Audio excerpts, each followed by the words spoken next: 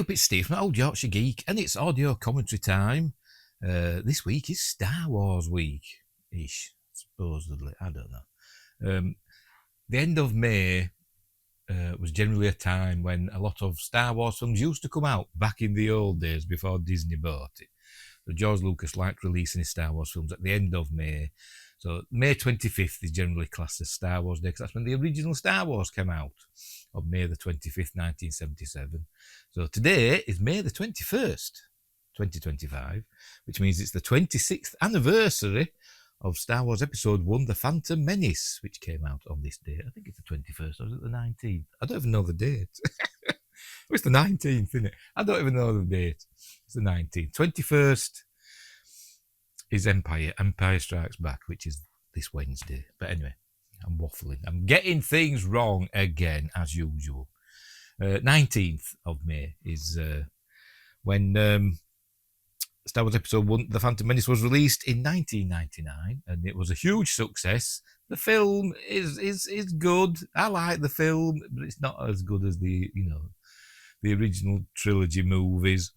It does have a lot of problems, but it is still a fun flick. It is a fun flick, which I think is what George Lucas wants.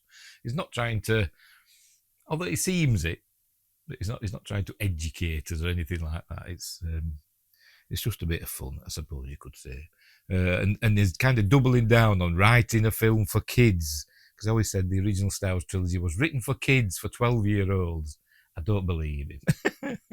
But I think it was written for a general audience, not for kids. I think they use that excuse. A lot of filmmakers and other people use that excuse when it's kind of argued that their scripts and stuff don't come up to snuff or seem a bit immature. They say, well, it's written for kids. No, it's not. It's not. And this script for this is pretty immature, I suppose you could say, in places. It's very cringe.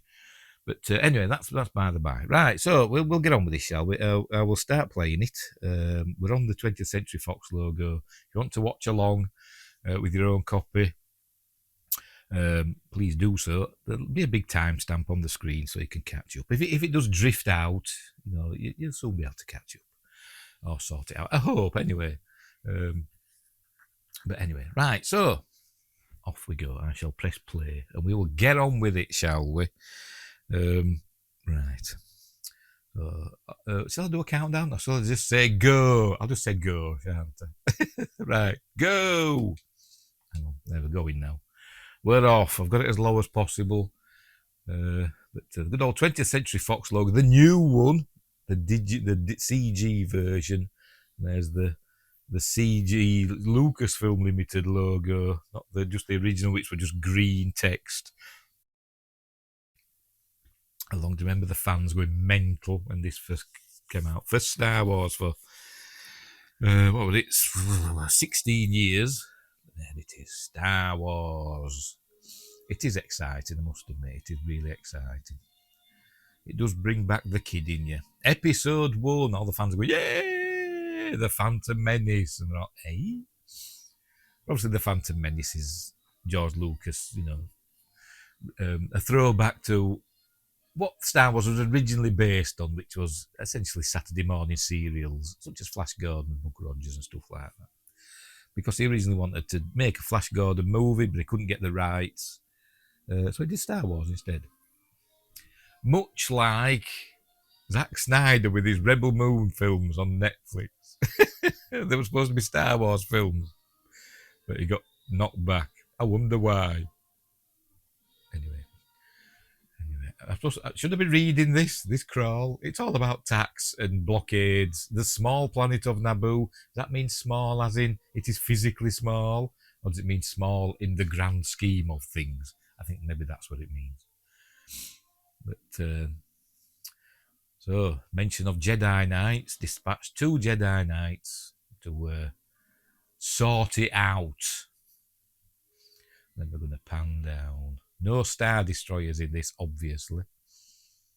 But a diplomatic transport. You can tell diplomatic transports apparently because they're always red. But there's the blockade of Trade Federation starships. Already the dialogue's terrible, isn't it? And there's Newt Gunray, the Nemoidian of the Trade Federation. Is the Trade Federation just Nemoidians? Or are there other... Is it like a federation within the Republic? Is that doable? I don't know. Anyway, there's battle droids. And I think that's actually a model. There's quite a lot of model work in this. People say it's all CG, but it's not. Quite a lot of model work, and I think that was a model. This is not C-3PO. It's TC-14.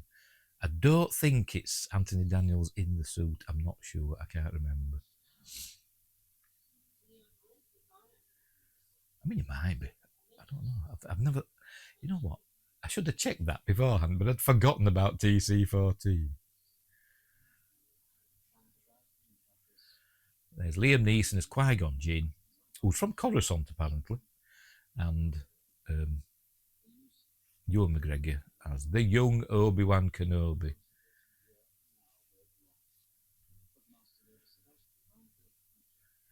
Doing a good impression of Alec Guinness, isn't he? Obviously, Ewan McGregor is very Scottish. It sounds like Billy Connolly, aye. May the force be with you, aye. I'm not sure where Obi-Wan Kenobi's from. Does it say in like canon where he's from? Is he from Coruscant as well? I've always thought that Obi-Wan Kenobi and Qui-Gon Jinn were from the same planet because they've got similar names, haven't they? Qui-Gon, Obi-Wan. That's why I always thought. I don't know if that's true or not. Anyway. So they're going to try and kill them now, aren't they? They're going to try and kill these two Jedi Knights with a toxic gas.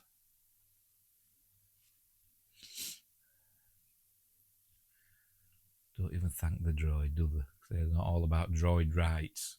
And here we see Darth Sidious in hologram form.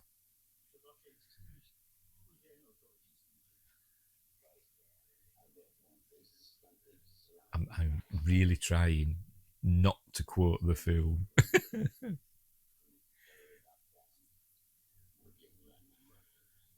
I mean, we all know that that's... I mean, can't tell? You look a lot like... Your chin looks a lot like the chin of the senator from Naboo, Senator Palpatine. You're not doing a very good disguise, Palps. There's the vulture droids getting out of the way. That's definitely a model, you can tell, can't you? That poor droid. Sorry. Dioxis. Hold your breath. What if it's nerve gas? Doesn't matter if you're breathing or not.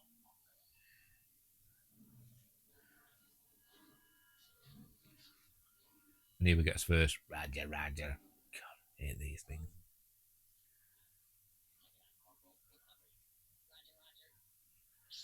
I'm shaking my head.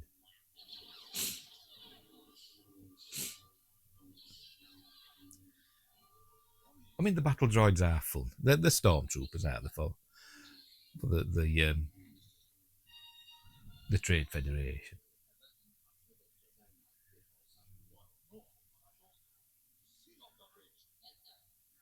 I mean, George Lucas is kind of accused of racial stereotypes, and people say that the Nemoidians are basically East Asians, Jar Jars, obviously, like, I don't know, Jamaican or something like that. But anyway, here we're seeing, less said about that, the better. Let's not dwell on such things. Let's just have fun. Look at that. Cutting through the... How come his hands aren't burning? Cutting through that door. But we see Jedi in their prime. Look, why is his hand melting off? That's reminiscent to the Forbidden Planet, the big door melting at the end of Forbidden Planet, classic sci-fi.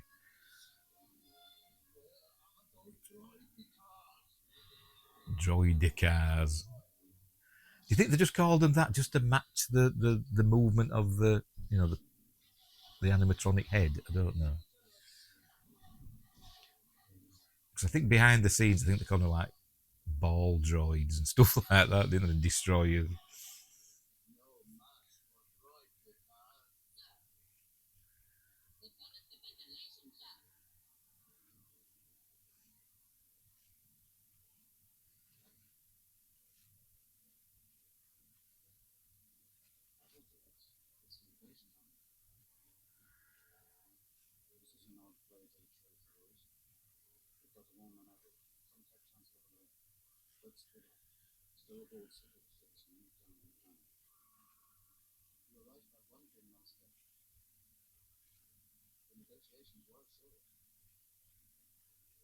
I was recently playing the old PS1 Phantom Menace game. I didn't get past that part.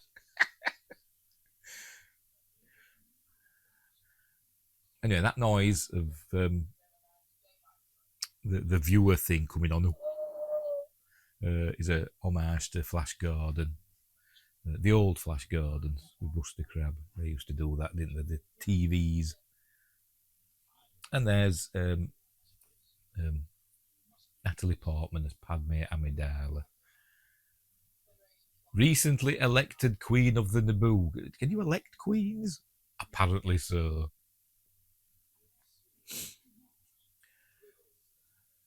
You think George thought, well, she's Princess Leia's mother, so she must be a queen. Do you think that's what that was his thinking? Not really going beyond that.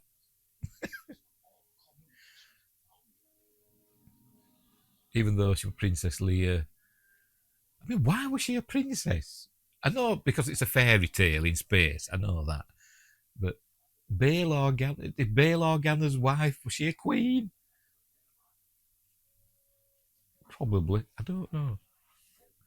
Probably those that are all into the canon of Star Wars are going mental with me now.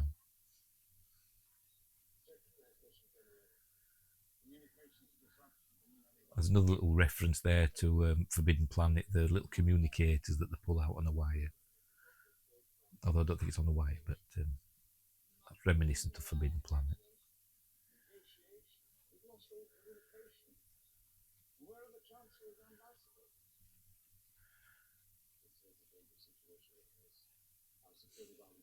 And the Queen is always heavily made up with elaborate clothes because she's always in disguise.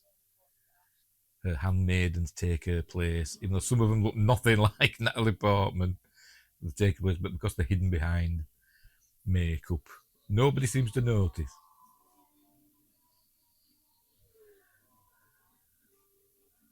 Apparently, that's quite a big model, about 4 or 5 feet across, I think, something like that, going behind the trees.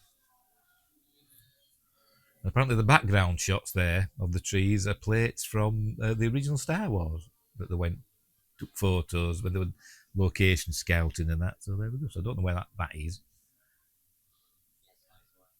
Guatemala, maybe. I don't know.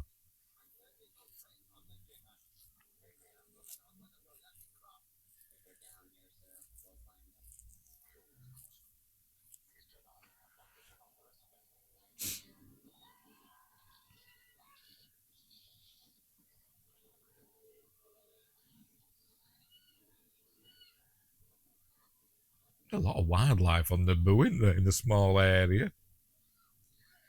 And there we see his first introduction to Jar Jar Binks.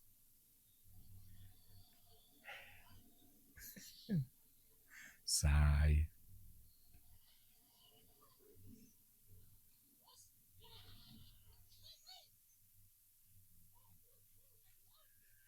The dialogue is bloody awful, isn't it? I'm sorry, it just is.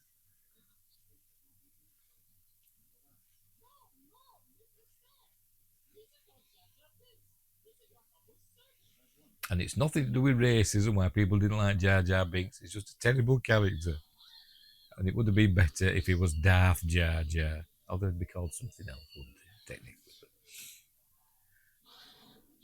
And that he was the Phantom Menace, hiding in plain sight.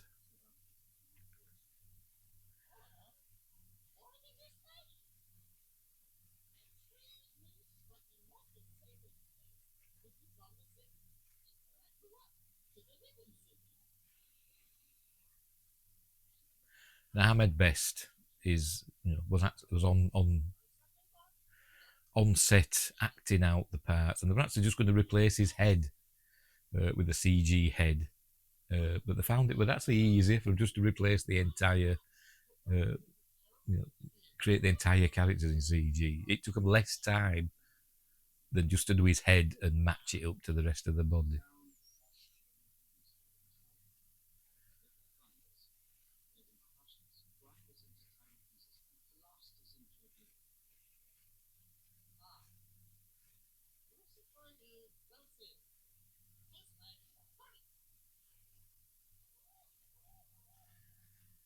But they do go, it an amazing achievement at the time. I think it still looks pretty good. I'm not one of these that says, "Oh, the CGI is awful." I think it still looks fine, but just goes overboard a bit with the actions. Why did he have to do that? Why have that little jump and spin and scream? I know because Jar Jar's an annoying character. But anyway, so I'm guessing a breathing thing is standard Jedi issue, just in case they're underwater. Anyway, apparently all these fish that we see are all the same fish, just repeated. The shoals, when we see groups of them, they just repeat and have them swimming one way or another, adjust the colour slightly. Because this is all CG.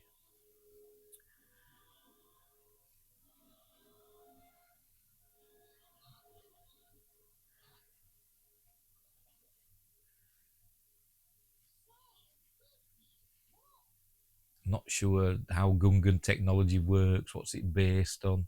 There's been arguments, theories. Again, if this is in actual canon or beta canon, whatever you want to call it, expanded universe, I don't know.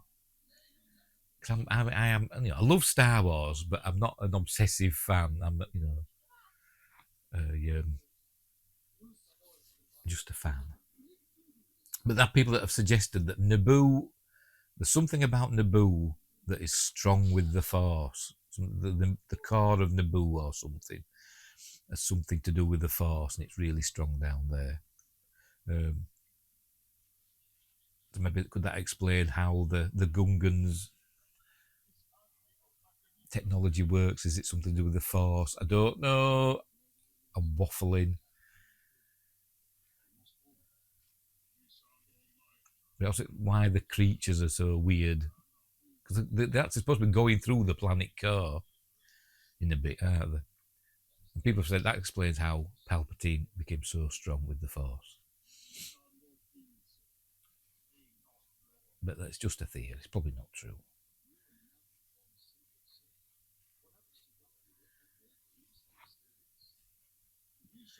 There's Brian Blessed as Boss Nass, who apparently is an older Gungan. When they get older, they look completely different to the rest of the Gungans, it seems. Why aren't his eyes out on stalks?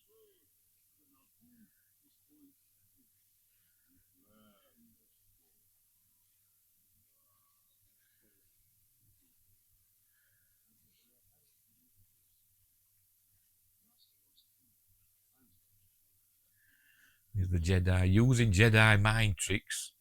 Copyright 1983, Lucasfilm Limited. Just to get what they want. Basically cheating. Jedi's cheat. Use the Force to cheat, don't they? Which we'll see again later.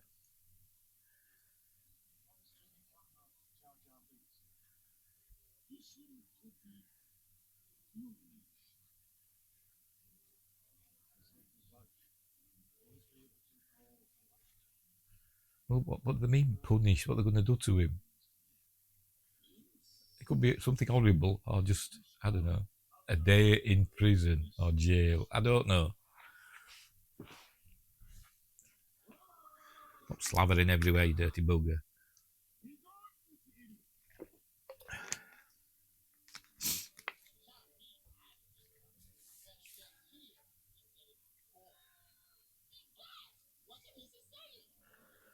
How can... I know it's a science fantasy, it's not hard science fiction. But how can they go through the planet core? Is it just all sea all the way down to the core? Water.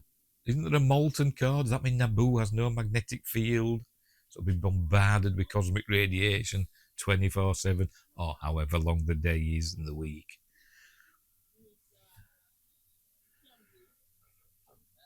Pardon me, sorry. But there's a creature hanging onto that rock formation. I'm sure it's got a name. I have no notes. I'm winging this one.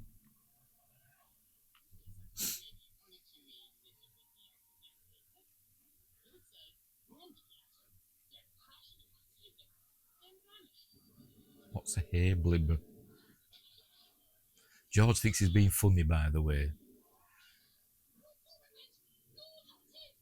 Because if Jar Jar, this is a quote, if Jar Jar doesn't work, none of it works. There's always a bigger fish. I quoted the film. I don't think it's a fish though, is it?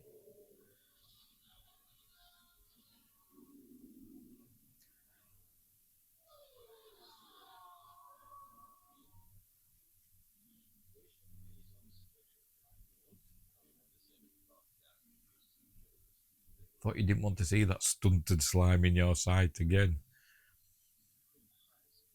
You notice the doors are open. Apparently it's been sent off to be repaired or something. After the Jedi melted it.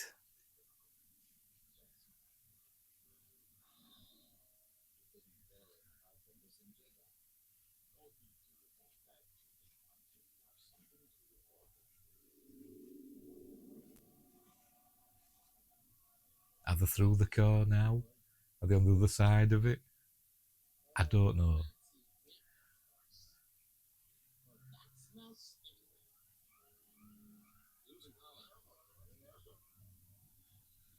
Is the glass in the windows a force field?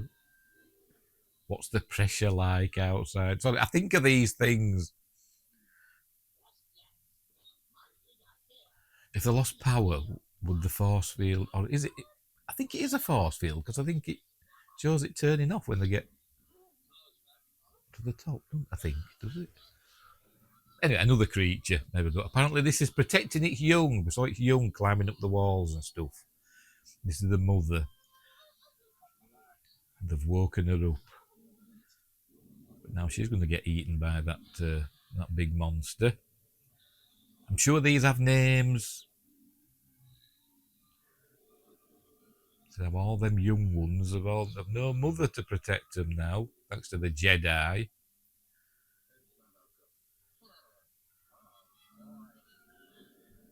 Oh, by the way, did we see him do a Jedi? Not Jedi, a Vulcan neck pinch on Jar Jar?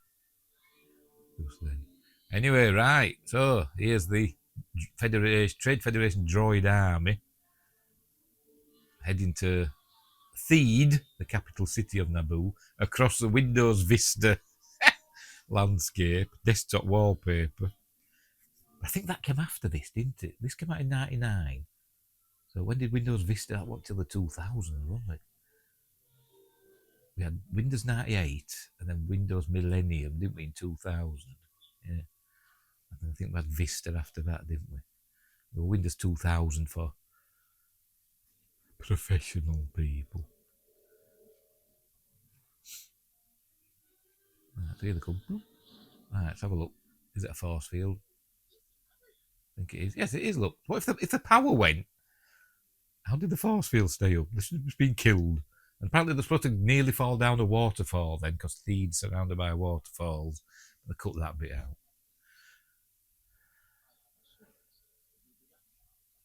I think that's Keira Knightley, I think, playing the Queen.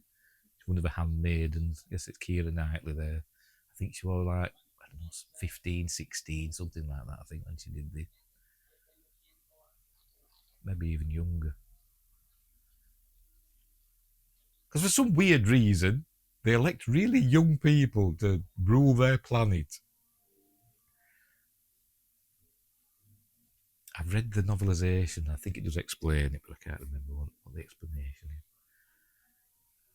Anyway, they've taken over the city super quick as a droid army.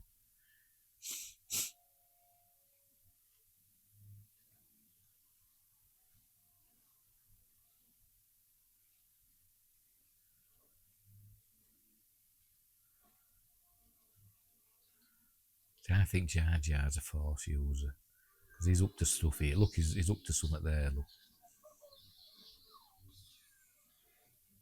we hear a droid go, "Do, do."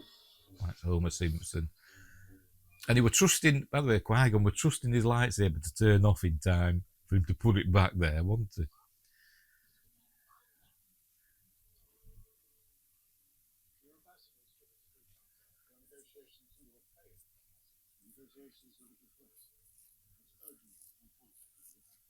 It's got a weird name in on this, like Cy Bibble or something like that, in with beard. It looks like me.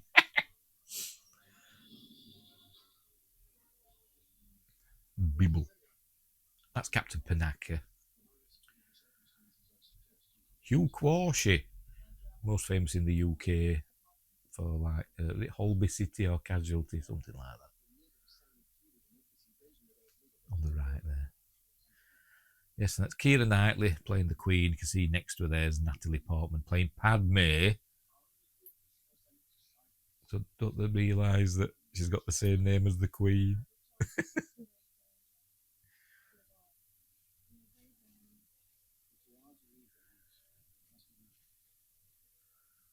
I've got an autograph from one of the others that plays one of the other handmaidens. I have no idea which one. I can't remember the name now. But she was very nice. Met her at a convention. Got her autograph.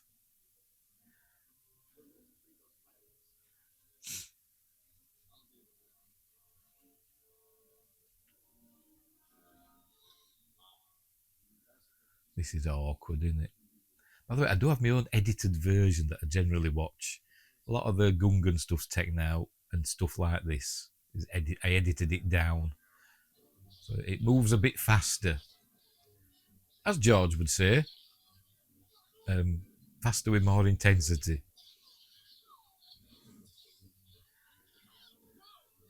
He needed a Gary Kurtz, didn't he?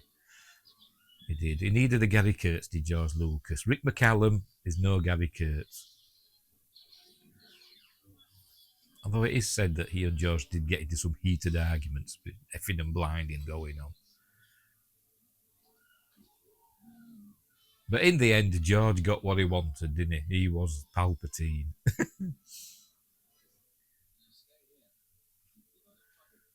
So we're going to meet R2D2 in a minute. There he is, closest to Jar Jar.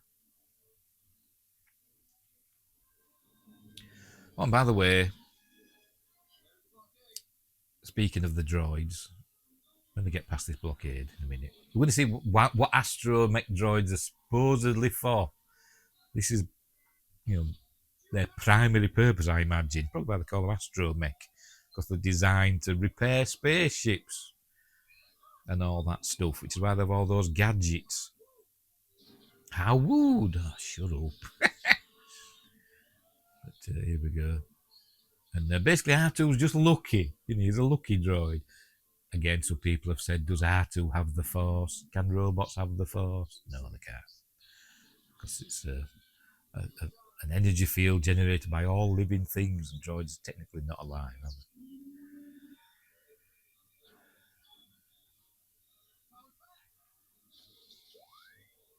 they? Who are you talking to? Are you looking over your shoulder for R2? What are you looking at? Somebody stood by you? Stop looking into camera. The bad actor. And here's R2, the bad actor, looking into camera. Anyway, off they go. They've escaped. And now, between now and the time that they go back to Naboo later on in the film, the rest of the blockade has gone. It explains it in the book. They just leave the droid control ship, but the rest of the blockade goes off to do something somewhere else. I don't know what. But they don't need all the other ships now, apparently. Once they've taken over the planet, the rest of the Federation starships sod off. Maybe they go to Geonosis, I don't know.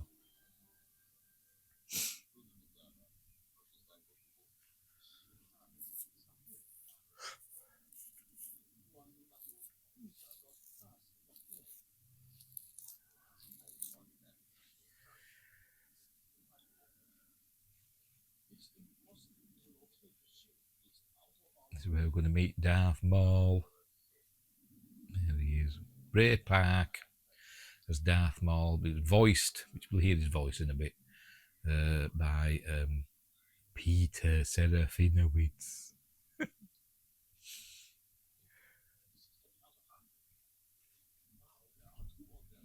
No more, no less. I don't know why I said it like that. Anyway, right, here we go. Now, apparently astromech droids have a little label on them telling you what name they are. Because he has a look there, look. It's got a little label saying R2D2 on it. Does there? That's the first I've heard. But I've always argued 3PO should have been here. 3PO should have been there as Queen Amidala's protocol droid. If anybody needs to know about protocol, it's a bloody queen, innit? Or a diplomatic person. And he should have been there, which would explain why he's so posh and like a butler and so stuck up. That would explain all that because he's from high society. And then he could translate R2 and all that stuff, couldn't he?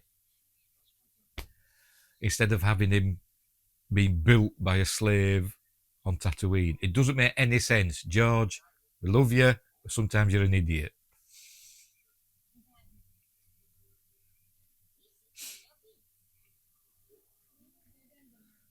Yeah, of course I am. Surely you've seen Gungans before.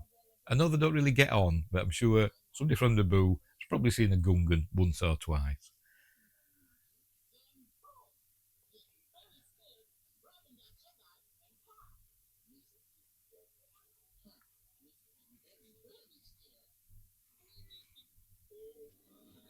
Right, here we go. They're going to Tatooine.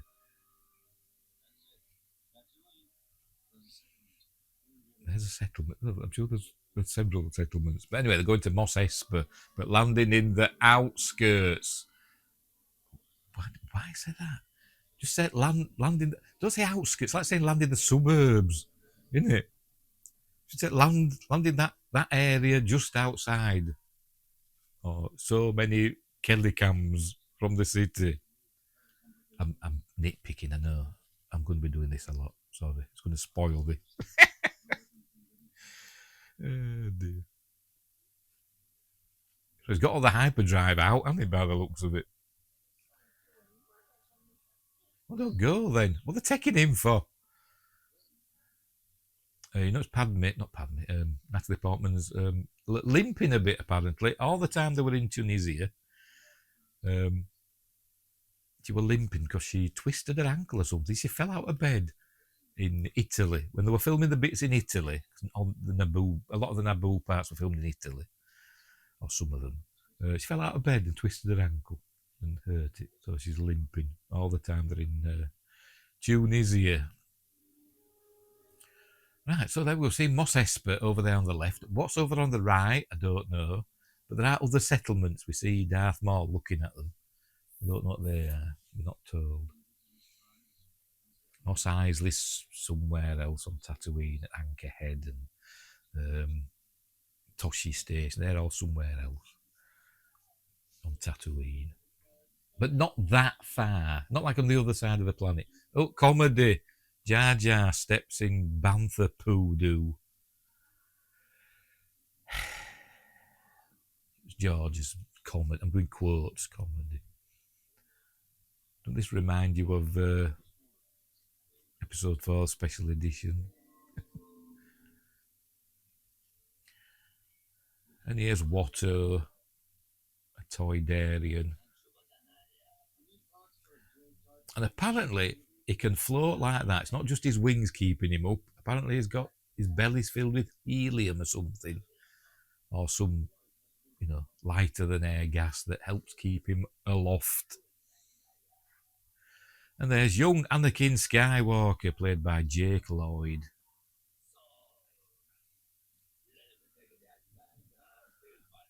Another racial stereotype from George there. He didn't care, did he? Didn't give a monkeys. Comedy. Notice there, C3PO's coveralls as golden, which we never saw again because they don't use them. Next time we see C3PO on this, he doesn't have his outer casing, and when we do see him with his outer case, it's a different colour in Attack of the Clones.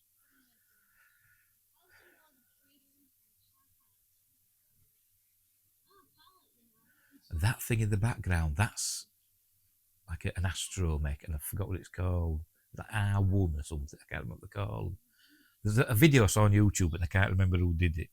Went through all the different sorts of astromech droids. So everybody just thinks of the like R2 and R5D4 and all them. But there's actually lots of different sorts, all different shapes and sizes. I'm talking over there. Are you an angel? And then we see a pit droid. Oh, and lots of power droids as well.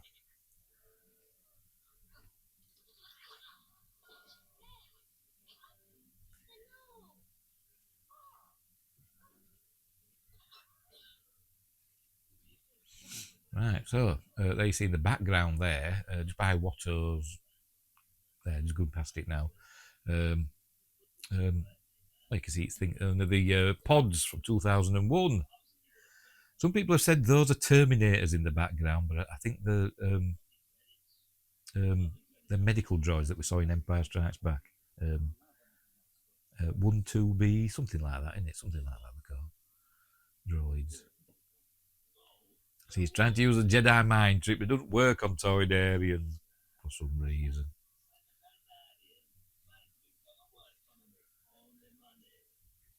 I think there's some other stuff in this junkyard, the Easter eggs, but I can't remember what they are. Drop in the comments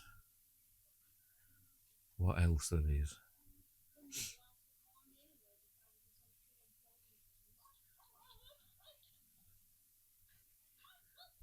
Jar Jar's infuriating, isn't it? I know George thinks it's it's for the kids to laugh at. But no, George, you're not helping.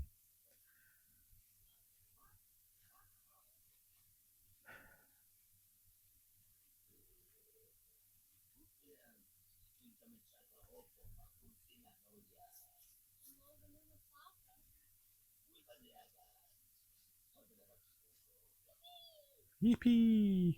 Crying out loud. Trailer shot there. By the way, does Tattoo not have like air traffic control? Is there anything like that in Star Wars? People just come and go as they want, don't they, from these planets? And usually. And the only time we see like anybody getting intercepted trying to land is like in Bespin, isn't it? Cloud City.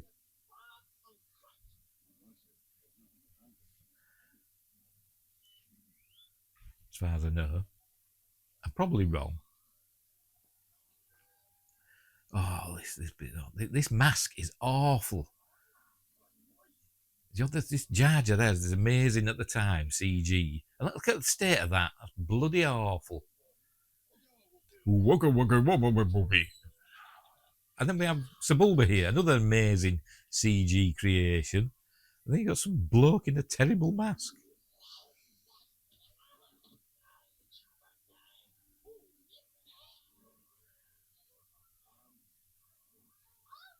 I was just sitting about watching with no emotion.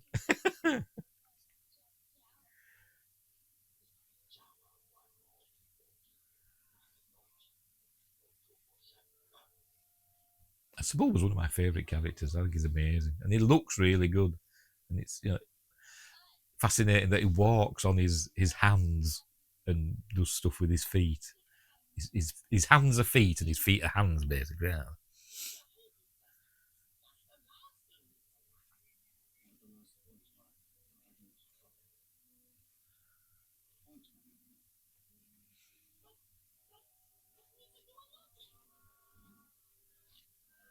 What's eating raw food? Ugh. Cook it.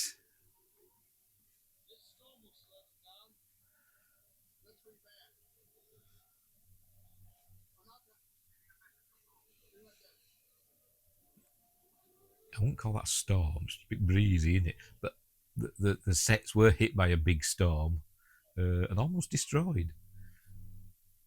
It's weird. Stuff like that happens in Star Wars. Oh, they've seen his lightsaber.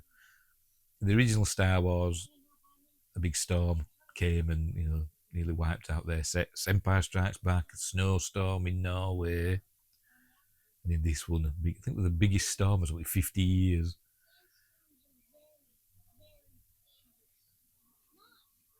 Look, you'll never get to the outskirts in time. But what? R2 speeded up there, by the way.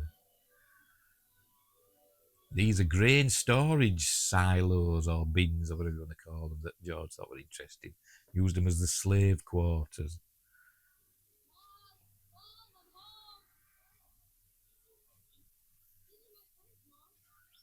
The slaves have got a nicer house than me. Bigger.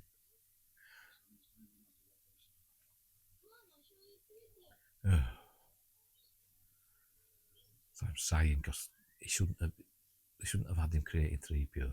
Some people have said that model there on the side is Mazkanata. Obviously, it's not. Why would he want to make his mum a protocol droid?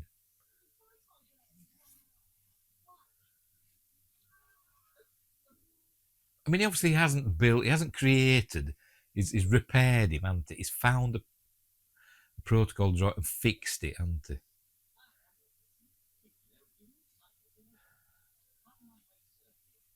And that doesn't make sense. It's human cyborg relation. How many? So Darth Vader should have one as a 3PO. No, technically he has there because that's Darth Vader, isn't it? But you know what I mean? Darth Vader becomes a cyborg. I don't think George thinks about a lot of things when he writes it down. It sounds cool. Yeah, shut up. You should be on the ship with the Queen, even though the Queen's with her there. But you know what I mean? By the way, that's a puppet that's been operated from behind with Anthony Daniels doing the voice.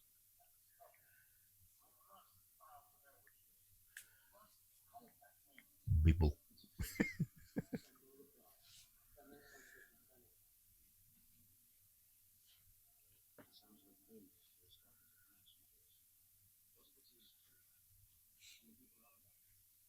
I'm sure they are. That's what happens in invasions. And here we are at Coruscant. There's the Mouldy Crow. Saw it go past there. The Kyle Katarn ship, isn't it, from the Jedi Knight games? There. And there's the voice of Peter Serafinowicz.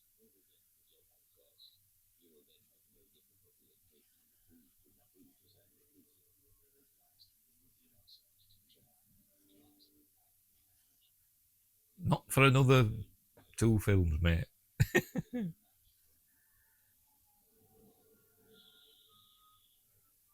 That's a model, probably. They used a lot of models, by the way, for sets, for wide shots of sets or backgrounds. They used models and stuff.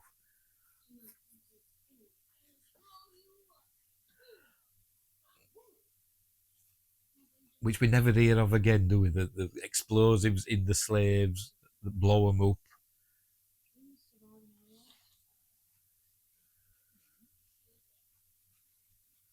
Is there a code to deactivate the explosive? Does he have it taken out? Is it in him all his life, this explosive? Pardon me. The Jedi reflexes, he mentions that just as he grabs Jar Jar's tongue.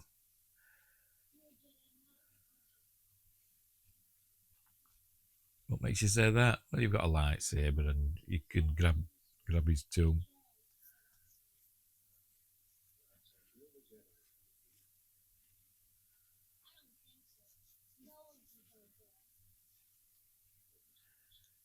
I am not a Jedi, he should be saying, shouldn't he? Said he was a Jedi mind trick on him.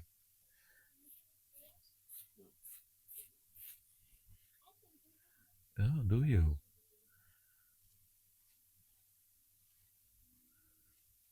Yeah, I'm not here for you, you little snot.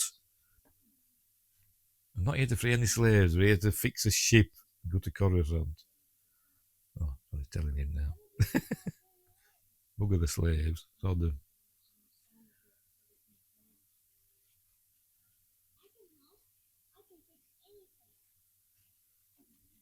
And there's his mother, by the way, Shmi Skywalker. Played by somebody whose name I can't remember.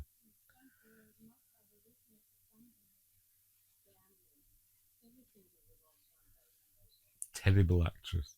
Maybe she's a great actress. Maybe she's just terribly directed.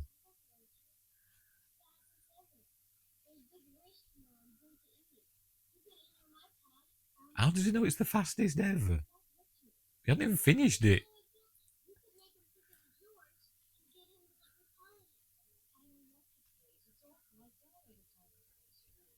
Look at acting. It's so awful. But Mum, I love it.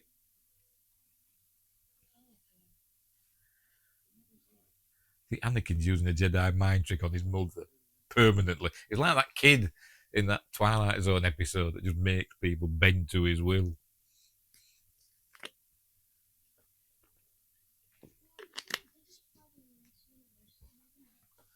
Nobody helps each other. That doesn't make any sense. He said, we don't help each other. Nobody helps anybody else. But not nobody helps each other. Whatever.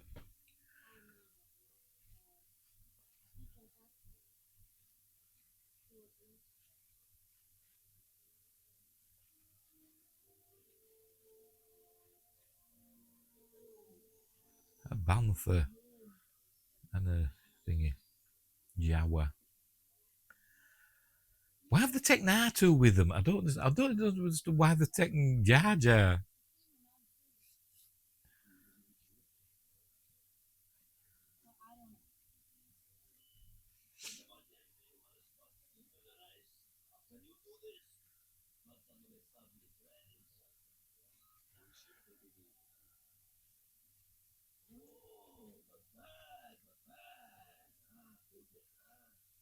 Yes, we told you this earlier on in the film.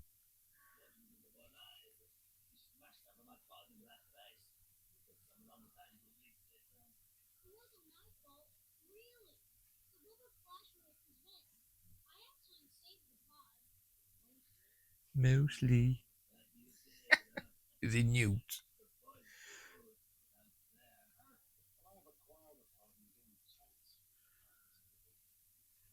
According to its builder.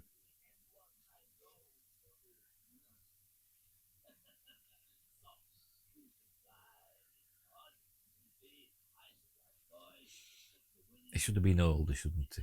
I know they wanted him young and innocent, but he should have been a little bit older. He should have been at least he should have been the same age as Padme, shouldn't he? She's supposed to be 14, by the way, so he should have been at least 14, not this 9-year-old kid.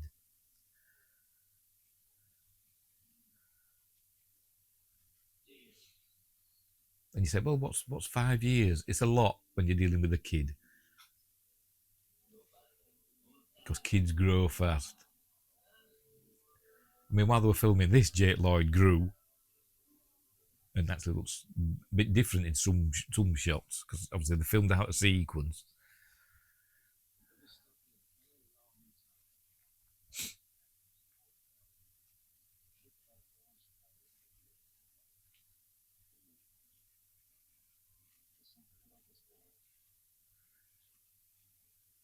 The force is strong with this one.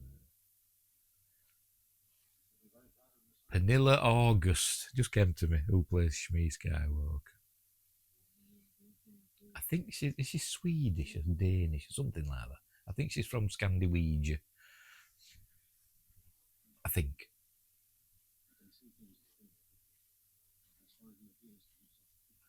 So this is where we're going to learn that he's a virgin birth, immaculate conception and everything, created by the Force. He's Jesus, basically, isn't he? He is Jesus Skywalker.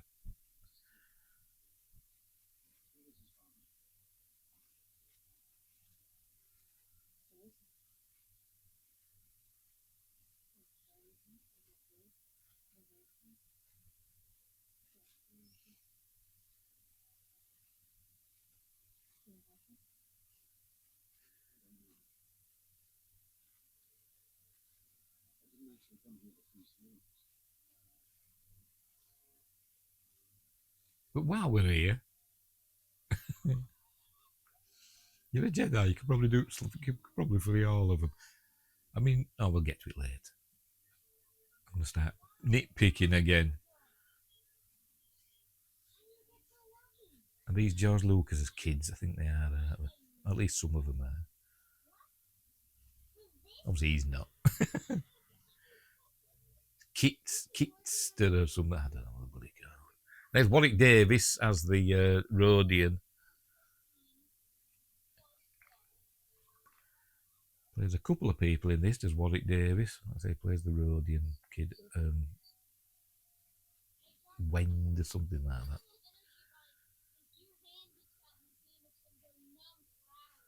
Yeah, so I'll stick my face in it because I'm stupid. There we go. Now I'll just stick my hand because it's comedy.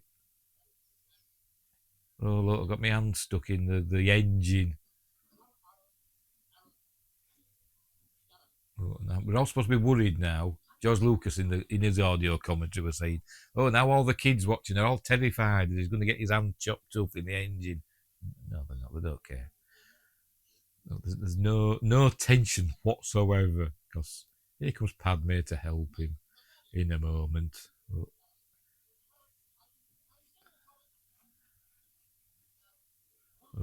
Look. Sorted. You're fine. Get 3PO on the ship. Sorry, I'm gonna. I didn't think I'd be moaning like this.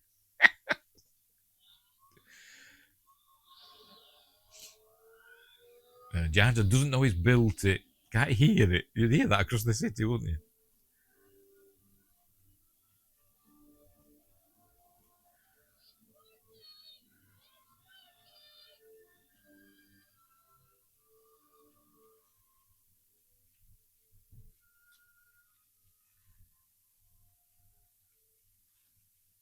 This scene was filmed. I think it's 13 months after Principal to Photography, and Jake Lloyd had grown about 4 inches apparently. So basically that's why they sat down, so you can't really tell that he's grown. But they needed this scene. That's why there's an extra scene to get the blood sample so they can do so that George can like scientifically measure the force, which is a bad idea in my opinion. Just leave it. You don't need midichlorians in it. You just need other force users to say he is strong with the force. That's good enough. You don't need it measurable.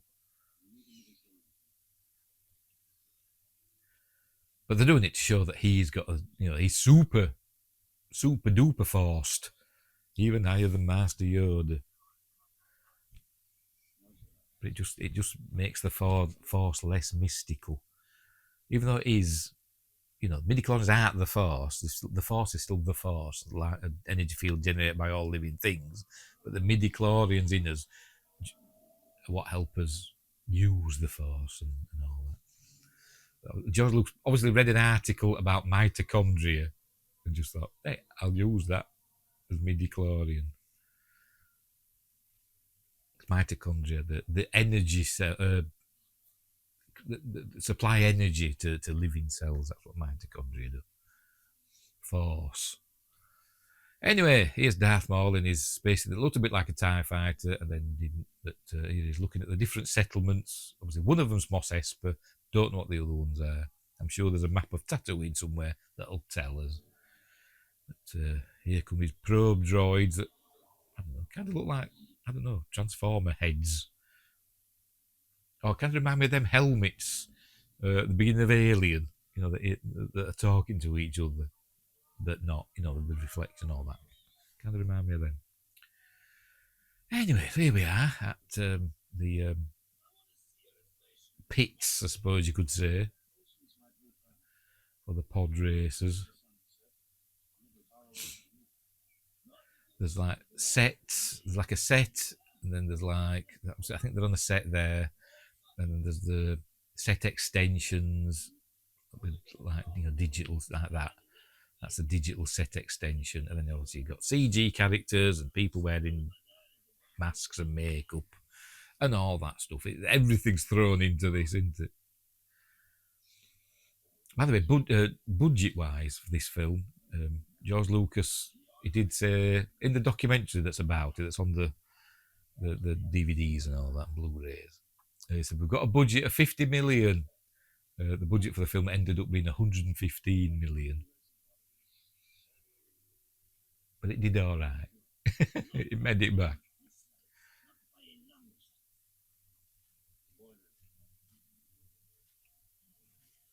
Maybe he meant 50 million for the effects, because when he said that, it was in a meeting about the visual effects and stuff. So maybe it was the effects budget was 50 million. I don't know.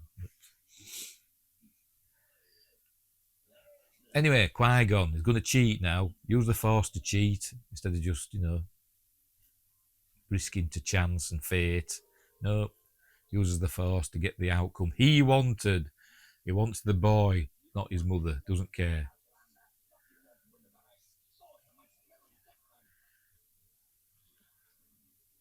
Just threaten him.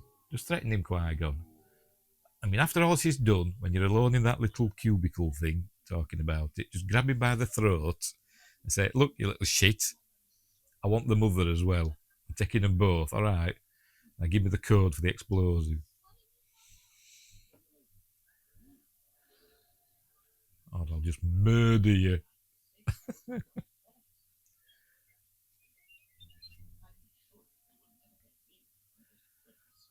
Oh, shut up, 3PO. You should be already on one with the Queen, being her protocol droid.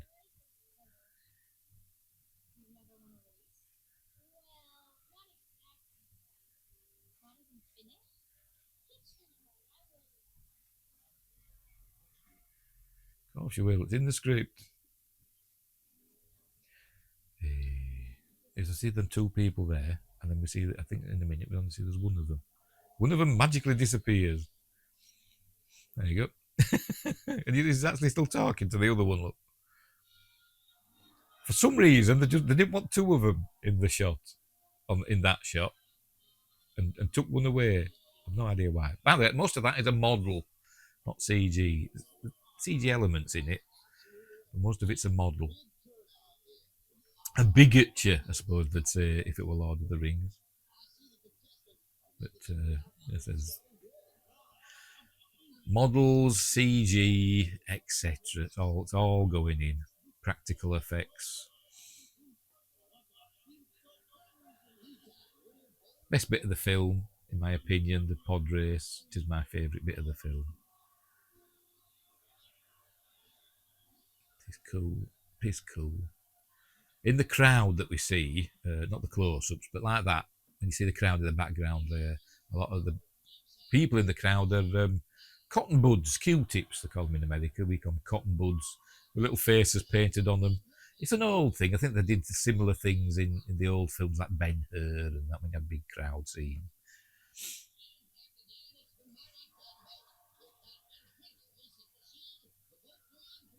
Basically, this is wacky races, isn't it? I hate that elephant. I hate that thing. Why? I don't know. I just do. It's irrational. I know. But this is wacky races, isn't it? It is. There's Dick Dastardly and there's all the others.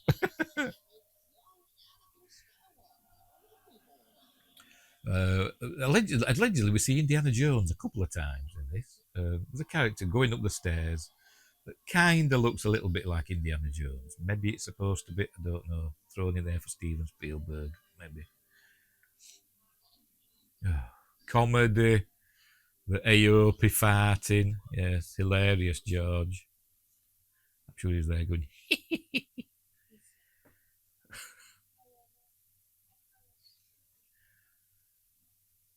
I mean, maybe we should have the Aopi farting. That'd be funny for the kids, yeah. Oh, look, Dick Dastardly. He should have a little helper, shouldn't he? A little, that's like a dog that goes wanting medals all the time. Bantapundu. I love Suburb. They should have had more of them in, more Dougs. Who are from Malastair, apparently. I think Dougs are native to Malastair, but Malastair was invaded by the Gran and took over. Because that's when we get to the Senate Council later, we see the senator from Malastair, they're Grans. Not a big fan of this commentator chap. Bit annoying. But there's Jabba the Hutt. Apparently with Gardulla. Gardulla the Hutt's there in the background.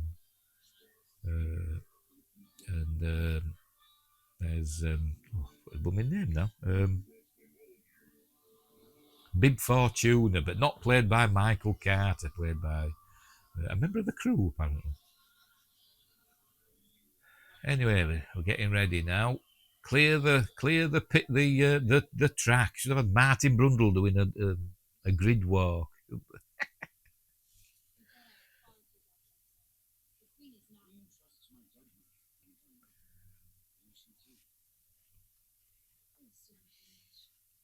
See, he's learning from nicking lines from the Nemoidians. And he just broken his nose with his goggles. Cool displays. It is cool, I must admit. That's basically just using jet engines to go racing with.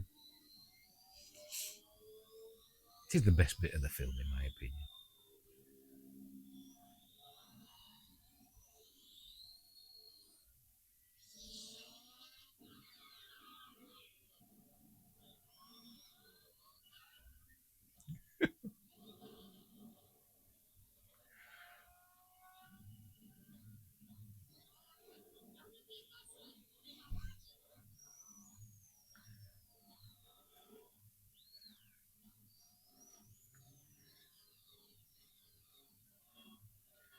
There's unnecessary cruelty. There's Warwick Davis again. Unnecessary cruelty there. Just bites head off a creature to start the gong.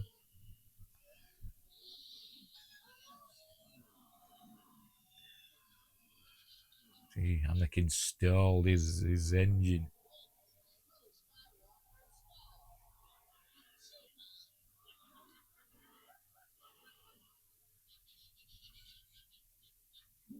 But Ben Quadranero's having problems as well, look. I'm doing that's not going to help, is it?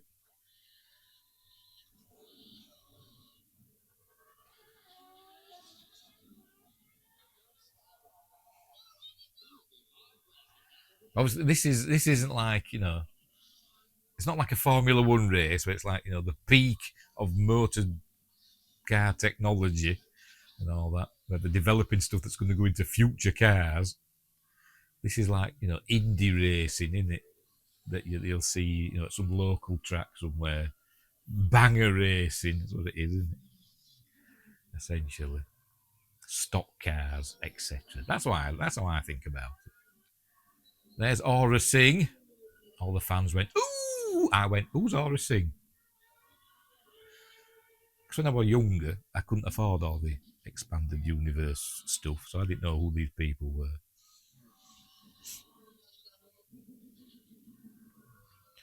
Completely CG environment, by the way, that they created. It's amazing, I think. I think it's amazing. Some people don't like the pod racing sequence, and I don't know why. It's ace. People are dying, look. Should there be yellow flags and red flags and all sorts? Look.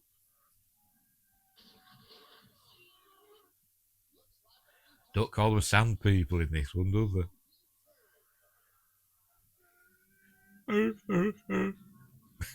Wonder if any of them's I've got his name now. Diamond fella that played one in the original Star Wars.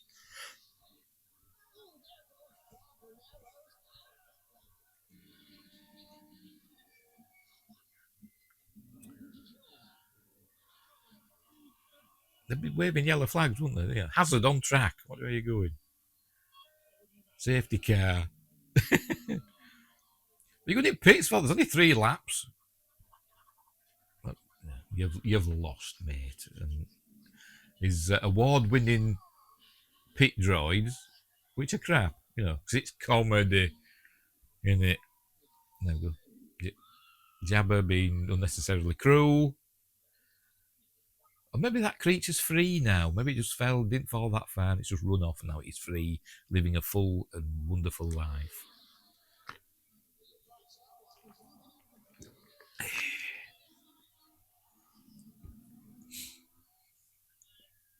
Look, always eating raw meat.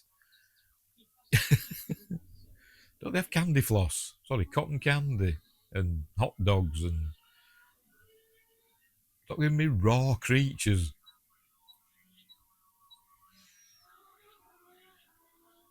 Hey, he's blocking. You're only allowed one move.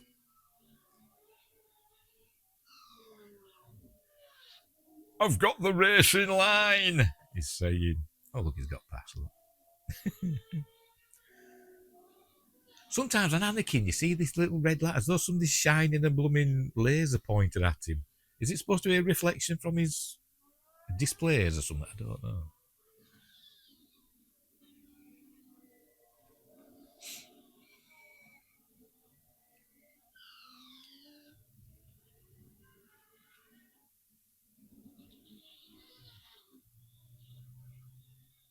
Look, Dick Dastardly. Is he dead? Don't know. Should show like ambulances going out or whatever, shouldn't it? Oh no, Anakin's getting all dizzy now. By the way, it's Greg Proops. Oh, there's Indiana Jones on the right hand side. Did you see him there? Maybe. Greg Proops doing the English speaking voice of the commentator chap.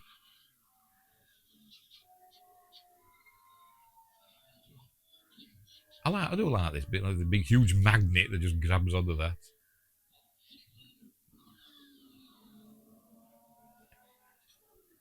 He just stuck it to the side. So, what's it connected? I don't get it. What's it connected to?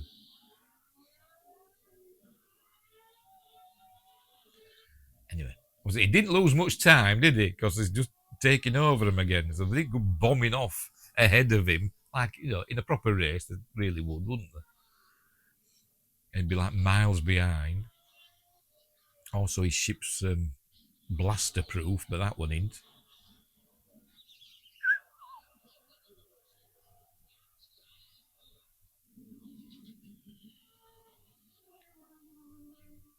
It's like watching the Belgian Grand Prix from like 1955 or something like that, where it's just like everybody dies. I don't know what happened in the Belgian. I don't even know if there was a Belgian Grand Prix in 1955.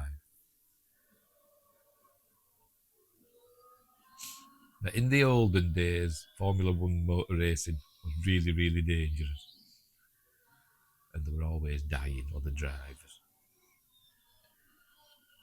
Well, I won't say always, but often.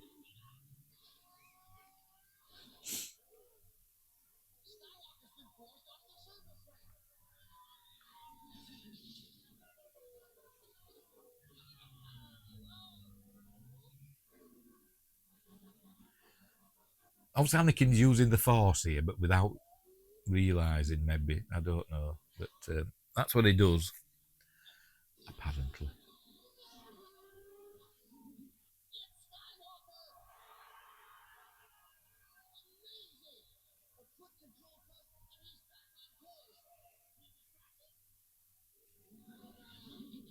There's just those two left now, there isn't there? Houdini!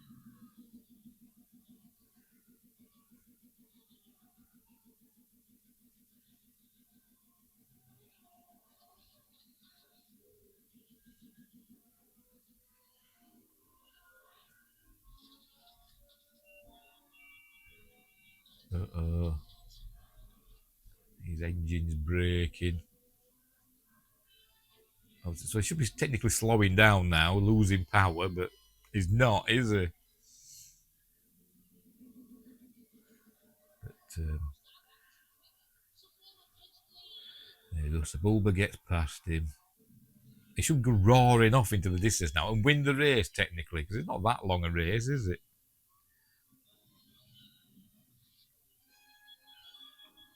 They've built all these cool backup systems into this thing. 9-year-old, for crying out loud. I know he's supposed to be amazing, the chosen one, and all that. But bloody hell, George.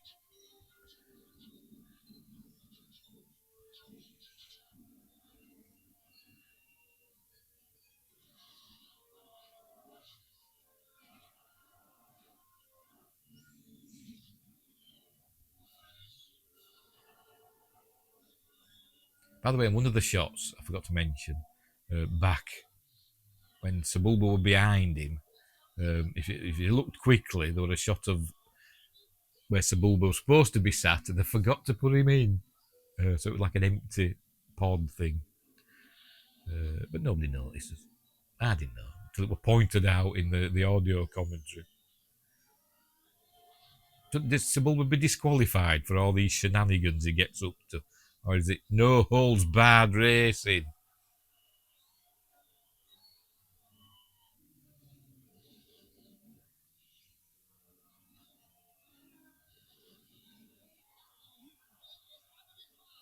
What are you on about? He's not doing all Bangu de Bangu, apparently.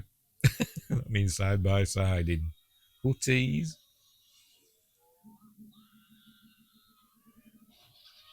Don't ask me what happened to Sebulba's pod there. It just broke inexplicably, didn't it? But he's lucky, isn't he? He's fine. All the others, I think, are just dead. Splattered across, Beggar's Canyon and all that. Well, they were supposed to do a high five then, and they got it wrong. Or Wend and Kitster. There's Indiana Jones again. Just use the same shot twice, haven't they? Which George likes to do. Did it in Star Wars, didn't he? Yeah, he did it. Oh, I've lost everything. And Warwick Davis thinking, how can I buy in two places at once?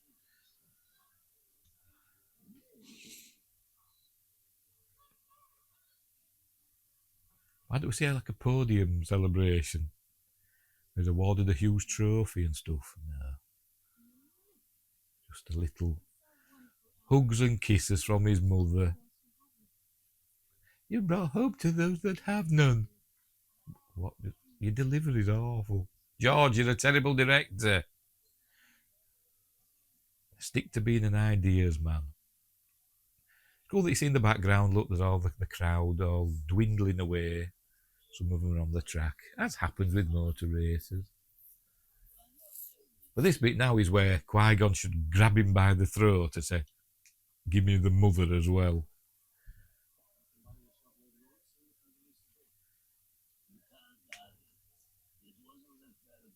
But we're going to see there it is, Darth Maul's probe droid in the background.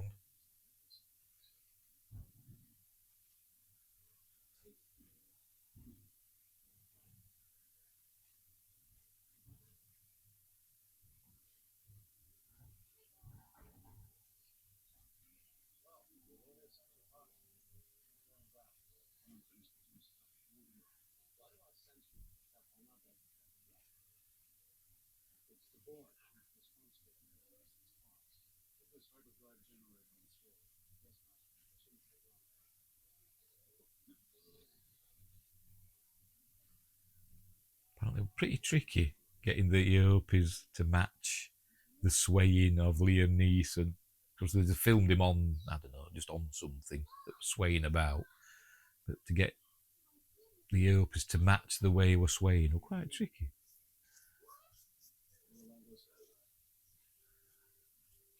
Obviously, they haven't earned enough money for her to buy her freedom, have they?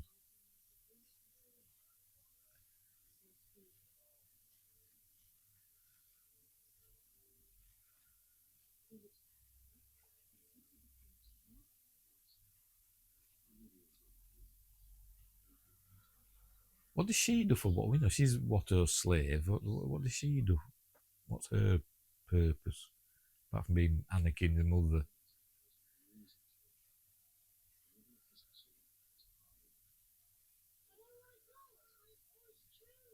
You're only 9. I was 9. I didn't dream of doing anything. I dreamed of playing with my matchbox cars in the front garden. That's what I dreamed of when I was 9.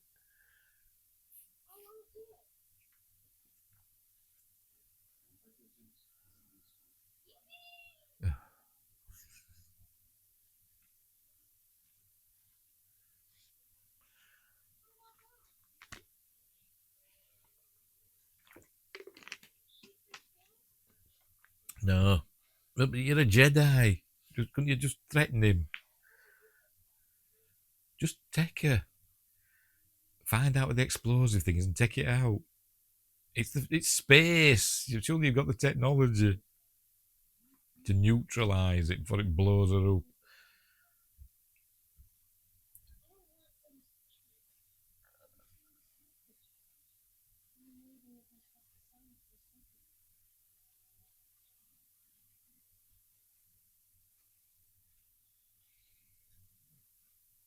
I will return and I will stop the suns from setting with the Force.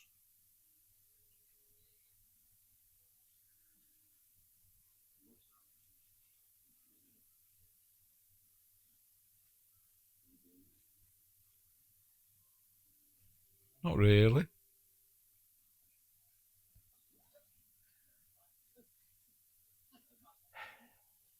Sorry, I hate 3PO in this.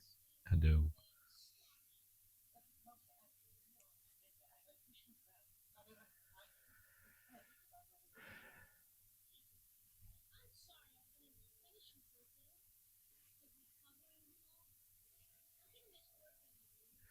There's some coverings in Watto's shop.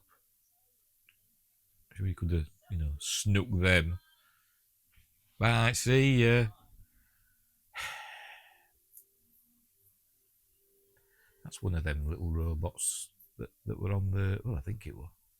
Oh no, it wasn't. They were walking, weren't they? It was similar to those little robots on the Trade Federation ship. Whatever. By the way, John Williams' music in this film is amazing, on more so than the bit that's coming up any minute now. Best part of the film, apart from the pod race, it doesn't have music apart from near the end, is John Williams' musical score, which I think this is one of his best ones, to be completely honest.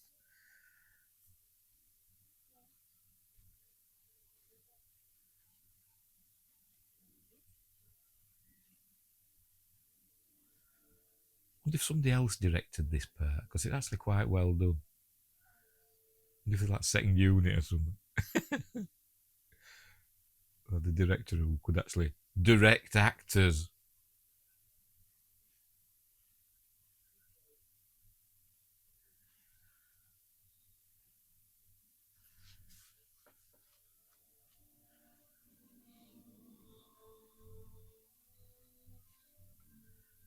The music swells, and I'm filling up.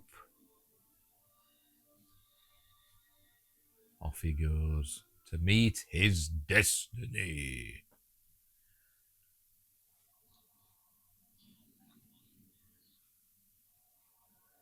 So Darth Maul can speak binary, can they? Apparently so.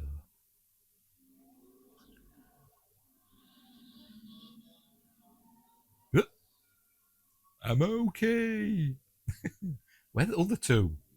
They're still out looking, they must be. Okay. Do that faster with more intensity, Jake.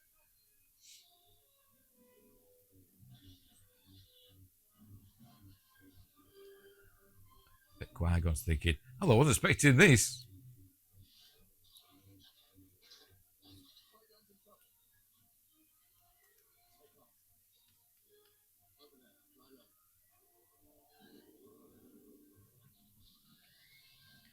Apparently, it's supposed to be continue the sword fight on the ramp here, but they decided against it. But they're supposed to carry on fighting there. but decided not to.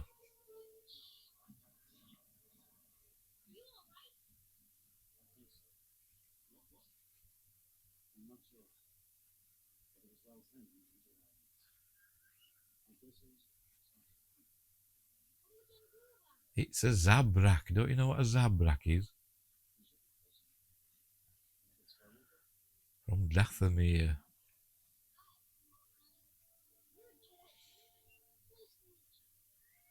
Yeah, shut up, kid. So Obi-Wan's thinking.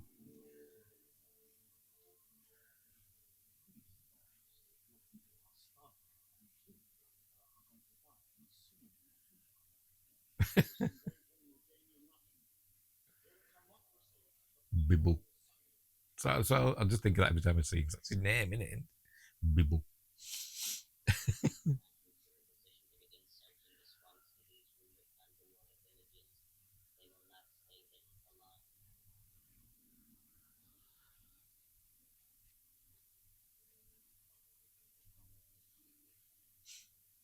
Apparently, when we see Jar Jar's feet, not from that angle, from another, apparently they are on-set feet with um, Ahmed Best's feet in them. Apparently, that's what they said in the commentary. I want to have a look now, see if they were fibbing. There, yeah, oh yes, they're actual feet, not CG. You know, they're not moving a lot, are they?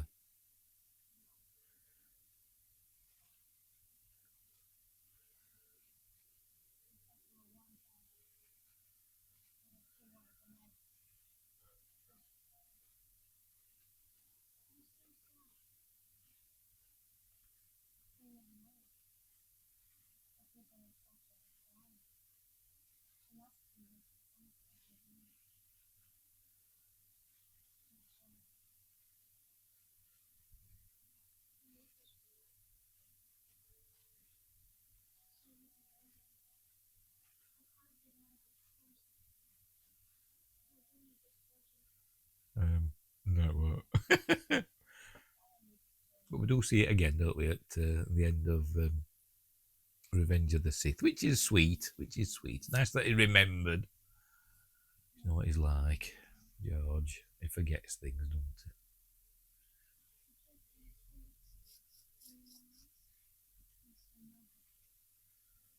he? Who? Oh, yes, yes. Miss my mother.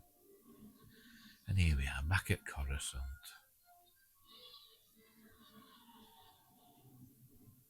How long did it take him to get there? Don't know.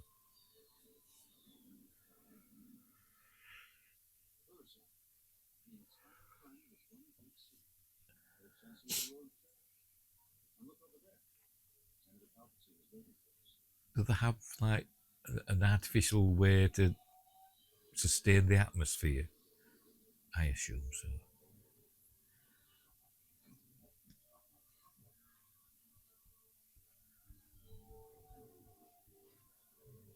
No railings, is there?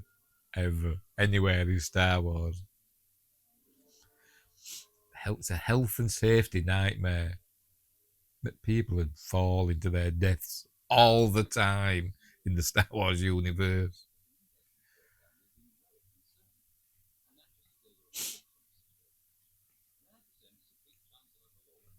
Terence Stamp as Valorum.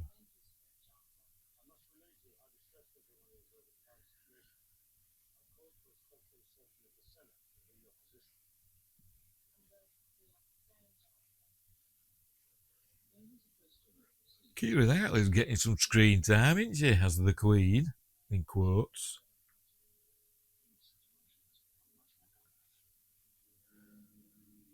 I like the Chancellor's bodyguards, obviously reminiscent to the Emperor's bodyguards, but in a different colour.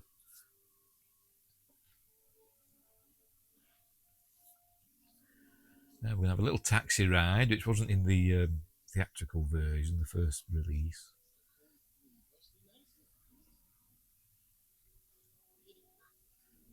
So he thinks the Queen's hot, does he? So he's obviously referring to Keira Knightley there, and not Padme.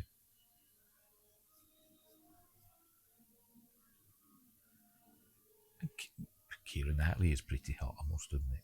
I thought she could do to eat some more pies. But not here. Not hot here, because she was only a kid. I mean, when she was grown up. Digging a hole for myself.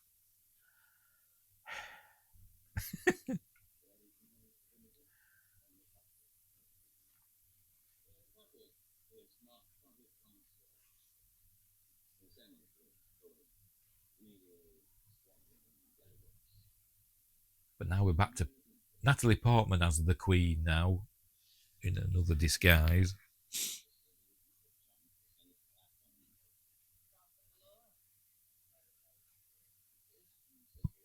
Oh, pardon me.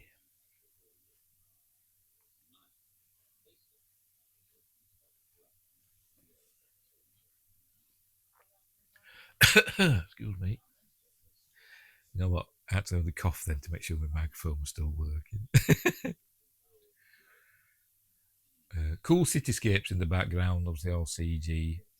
Some people have said somewhere in there is the Starship Enterprise and other stuff. I think at night time. Oh, is it another shot? I think it's at night time. Apparently, there's a couple of what they call them spinners from Blade Runner. They're in there. You can't really make them out.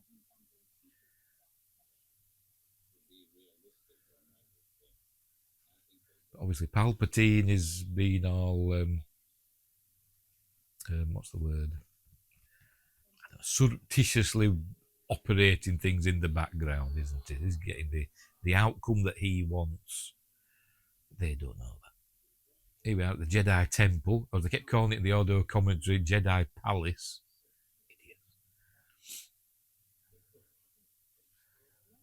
But what about the droid attack against the Wookiees? There's the CG Yoda. When I watched it yesterday with the audio commentaries. I watched my DVD. I do have it on Blu-ray, but and I forgot that the DVD had the original Yoda in it, the puppet operated by Frank Oz, and I was surprised because I've got that used to watching it with the CG Yoda.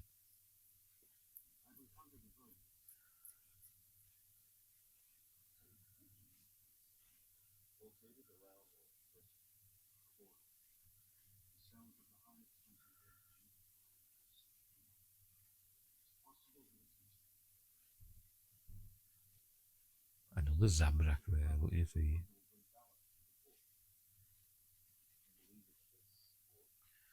Do we see Yaddle?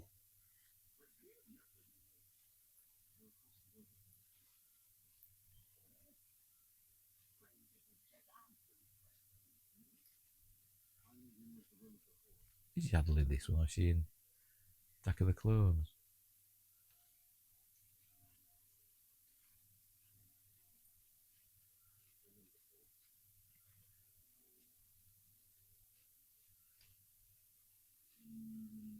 Can't remember. Side eye.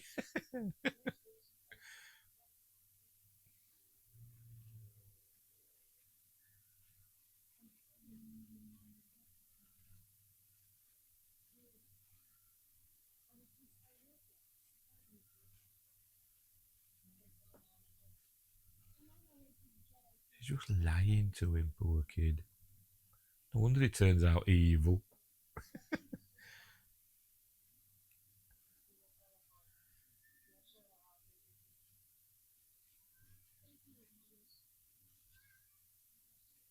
But yeah, sure, her heart goes with you. I know she's playing, she's playing it though. It's technically she's in disguise, isn't she? So she's not showing no emotion.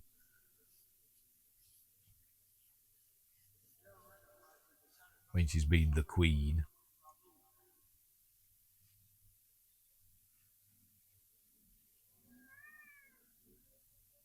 Look at off Harry with a cat on my windowsill. He's gonna spray out on I know.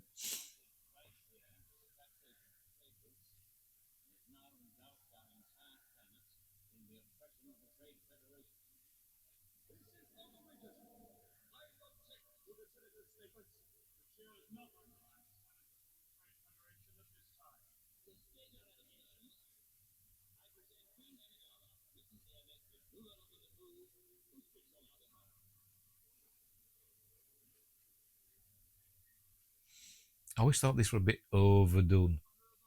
You know, with all these little things, these little things floating about. I thought, why couldn't they just do it with holograms or something? When somebody's talking, a big hologram of them appears. And when somebody else talks, another big hologram appears. Instead of having all these things floating about and potentially crashing into each other. But anyway. There we go. There's Grands from Malastair. They invaded and took over Malastair, apparently.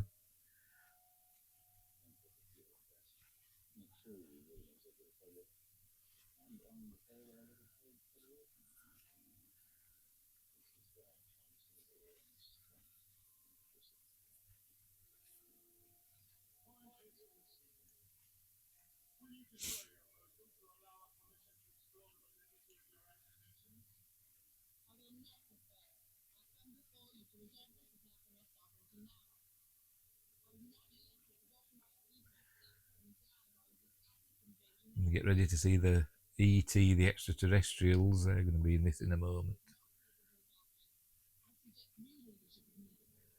Get ready. Here they come.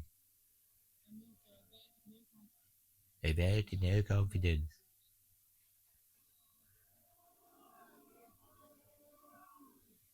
Get ready. Here they come.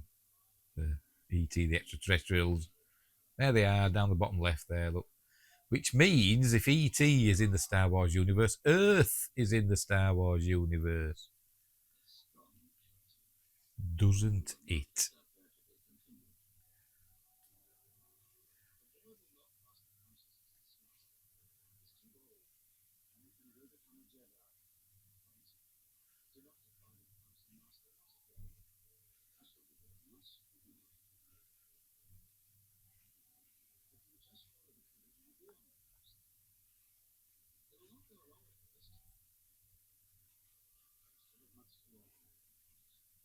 Thank God for Liam Neeson.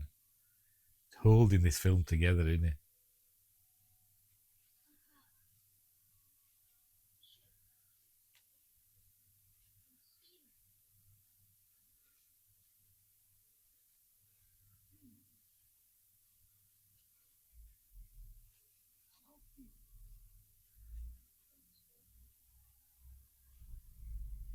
Oh, there's Yaddle over there on the left.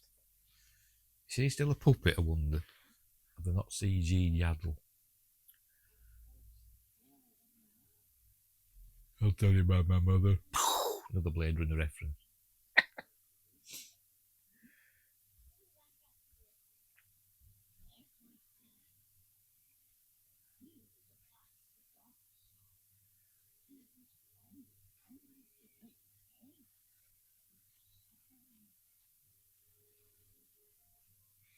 And when I watched it yesterday with the puppet version, I remember thinking the puppet at the time, thinking the puppet didn't look as good as the original puppet. It was like Empire Strikes Back and that, and Return of the Jedi. But you know, after not seeing it for a while and then seeing it, I thought actually the puppet's not too bad, in my opinion.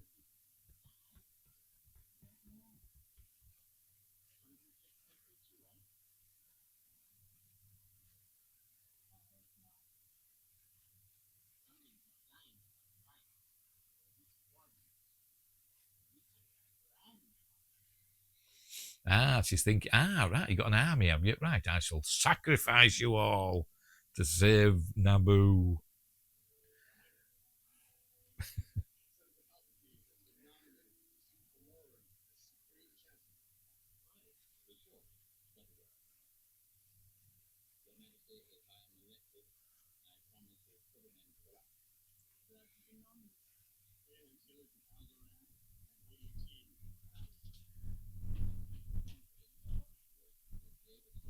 So is Bale a title on Alderaan then? Because we've got Bale Organa, haven't we? So is that a title? Don't know.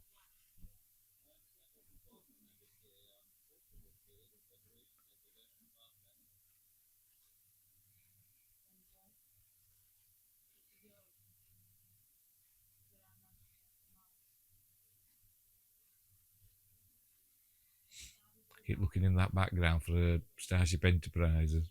Not seeing one yet. There's some vague shapes that reminiscent of it, but I haven't seen an actual one.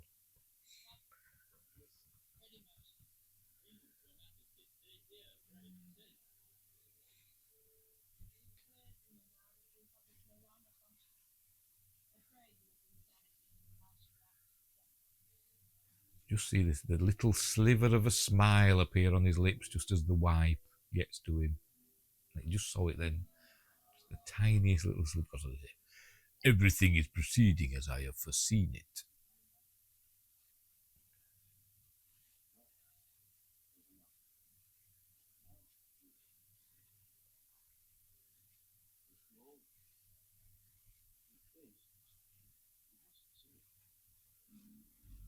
Oh, I think I'd be like, what? What's a chosen one? What are you talking about?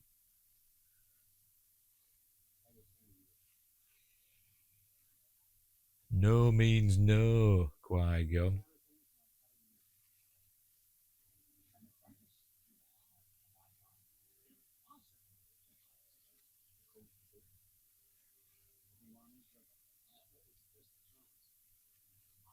What trials? The badminton horse trials?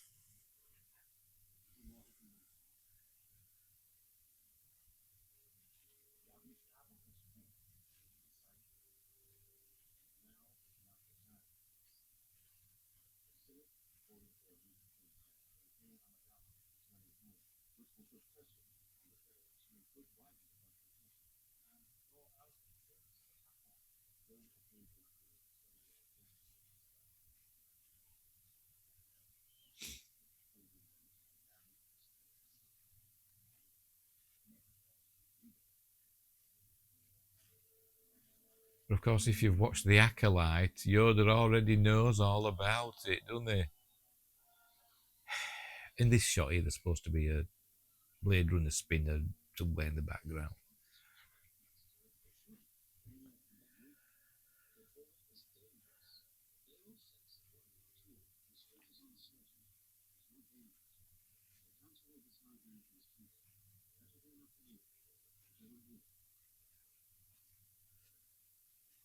Okay. Now we're going to get a little lesson on midichlorians.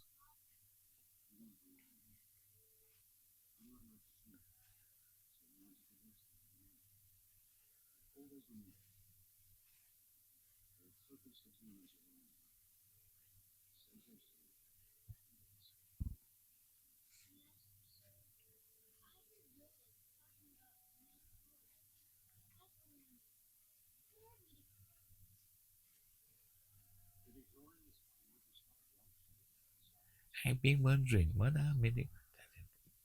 Is right, isn't it? Is Harrison Ford. You can type this stuff, George. You can't say it.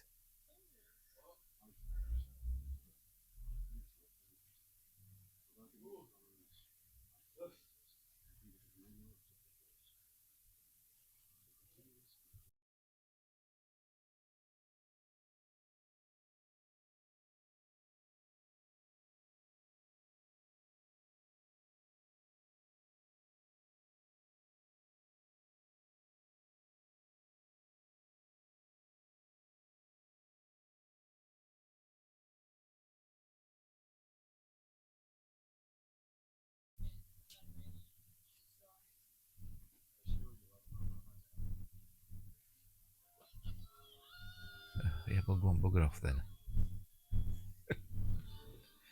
Right, they're off again. Back and forth. Back on Naboo.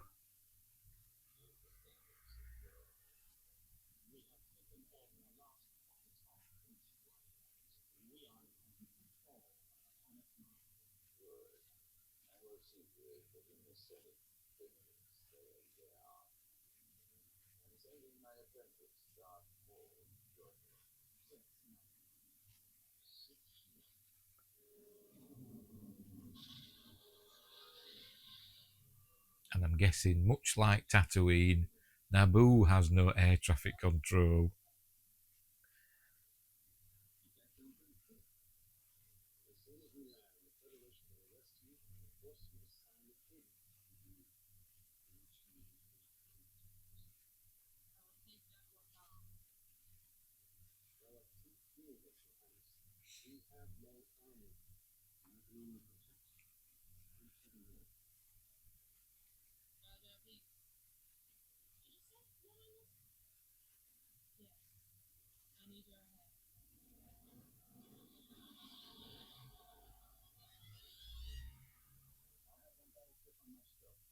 Yeah, all the others are bogged off to wherever.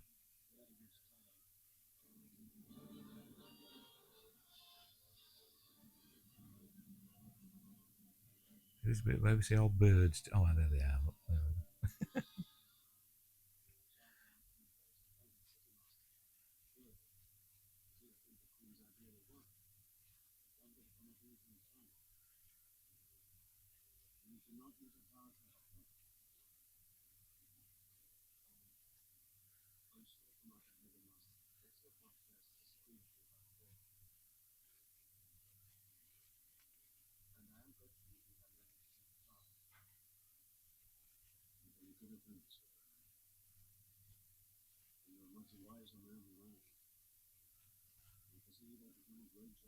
So I don't understand here why the Gungans have left their city that's underwater. Probably not easy to get to, particularly by battle droids, and just gone to somewhere in the middle of the forest, which is probably much easier to get to for battle droids.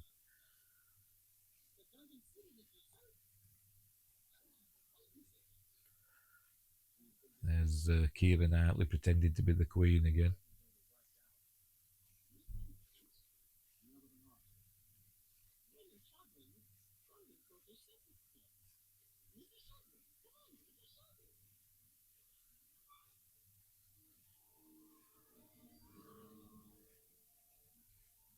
Gone to the Ewok village.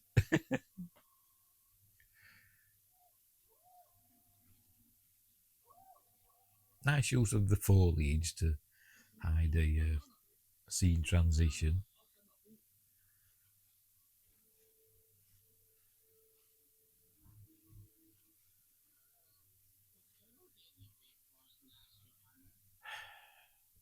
Sorry, just Jar Jar Binks is infuriating.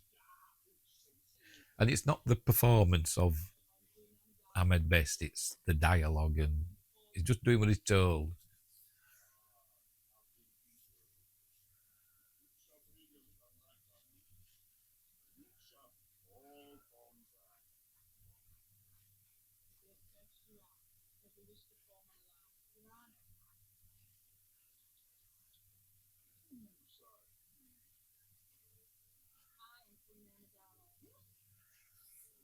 But obviously, I think Qui Gon knew all along, didn't he?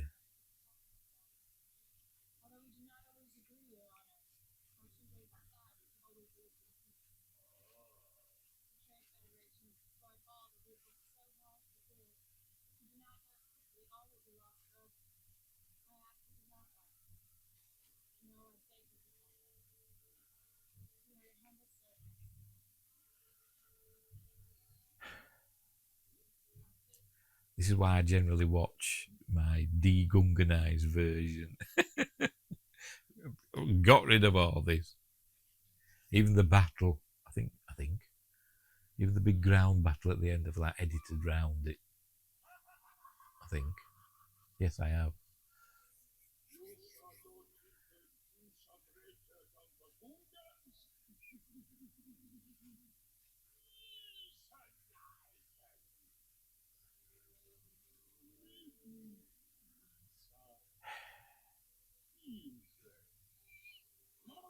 I bet Brian Blessed loved doing this though, because it's mental is Brian Blessed. So I bet he really enjoyed doing the voice of Boss Nass.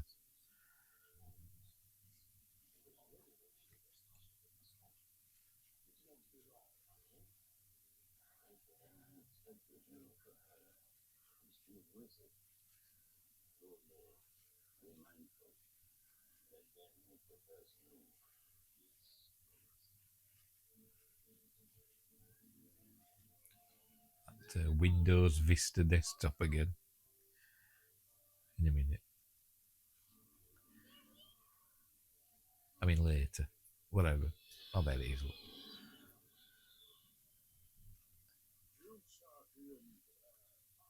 I don't know where that was filmed, or maybe that's just CG. I don't know. Is it a real background? I don't know.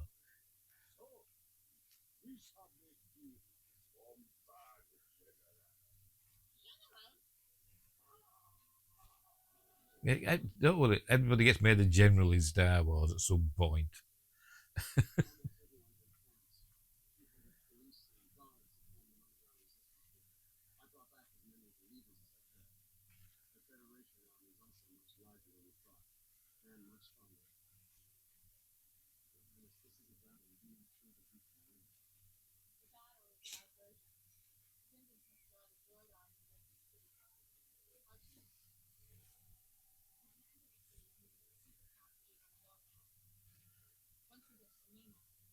Hopefully they're still secret and they haven't found them.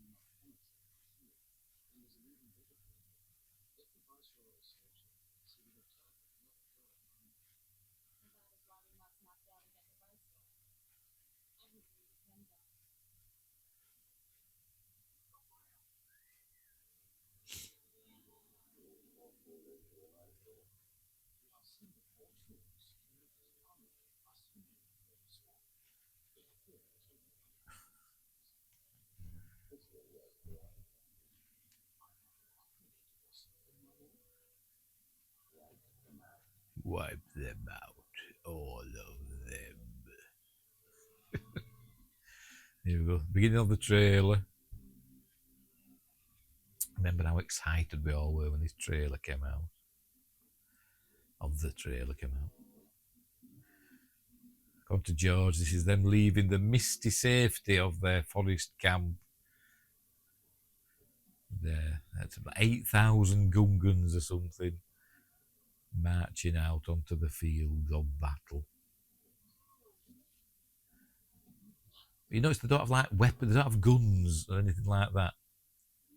They have like spears, they have the zappy spear things, and they have shields. They've got amazing shield technology of the Gungans, haven't they? I suppose they've got to because they live underwater and all that. But what's powering these shields? What are they made of? I don't know. They've also got shields that they hold, but we don't see them shooting guns or anything. They've got them weird ball things that they fire, like cannonballs, that they use catapults for. Anyway, Windows Vista desktop. Oh,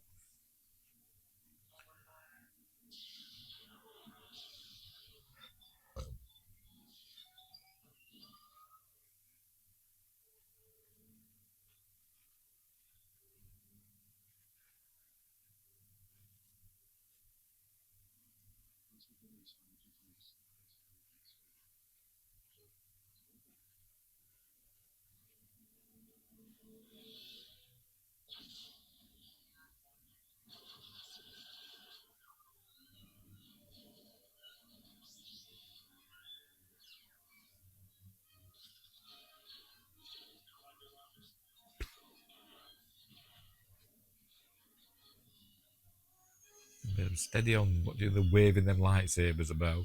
Have somebody's eye out.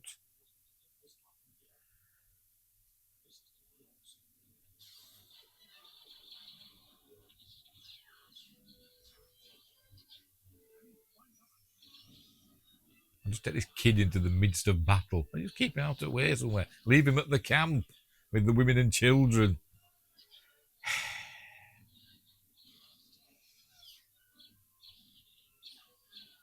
in their flight cloaks. Cool ships though, must admit, the Naboo starfighter. Not sure how R2 fits in there. Does his head detach? There's no room for his shoulders, is there?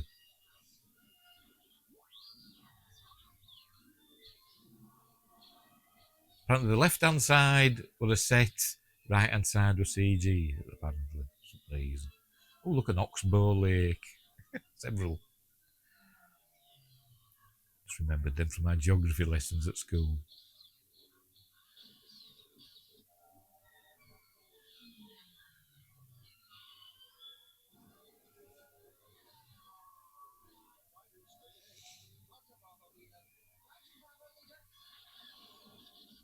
Yeah. Cool.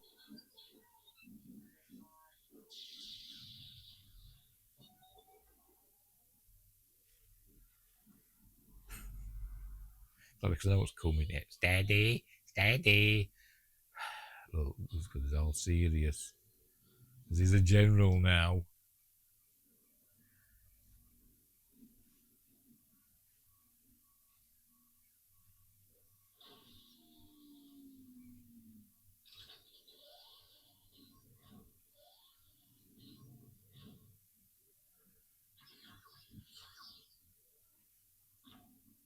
Why don't they just fire them things at the while there's? Oh, I don't know. It must be out of range.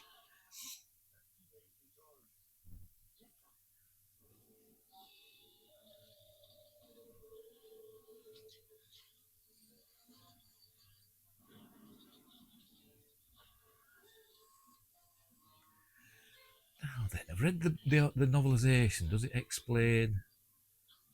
I'm sure that it does say something along the lines of, without the droid control ship, they do have a certain degree of autonomy, but they're more easily defeatable. They don't just turn off, I don't think, once you destroy the droid control ship, I think. Am I thinking of something else? I could be thinking of something else. What's in these balls that they're firing? I don't know. Is it electric water? And it should show the battle droids shooting themselves there, shouldn't it? The blasts deflecting off the shield. Should show, waves of them falling under their own blaster fire. Here we go, another trailer bit.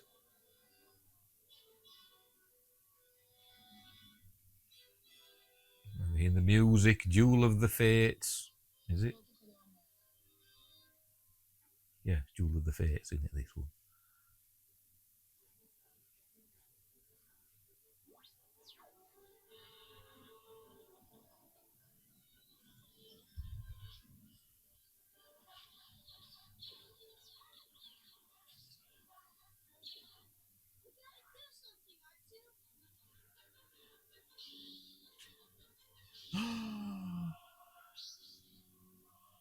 A double lightsaber. Ooh. Cool lightsaber battles. They're really, really amazing. And they are actually going, when it's speed, when we see them fighting at speed, they are actually going at that speed. Trained for months for it, didn't they?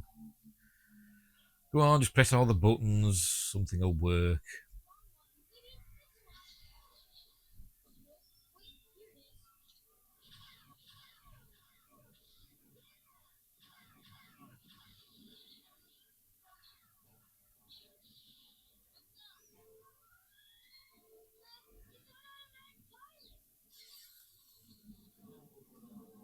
For some reason, when it showed them destroyers, droidicas, blowing up as he shot them, for some reason it reminded me of Lego Star Wars. I don't know why.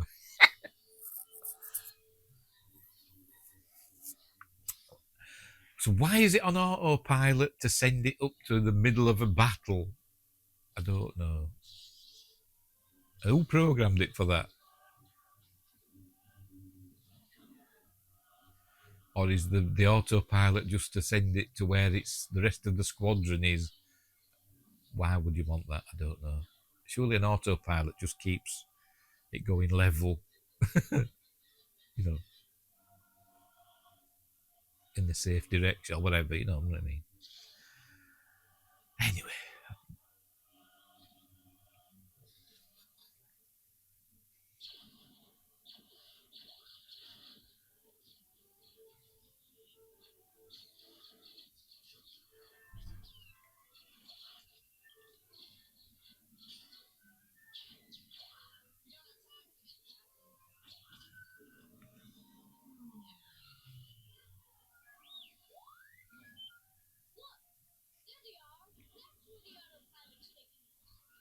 Why would it? Don't get it. I don't think it is. I think he's using the Force. Probably. Look, they're just fighting hand to hand with the droids. Look.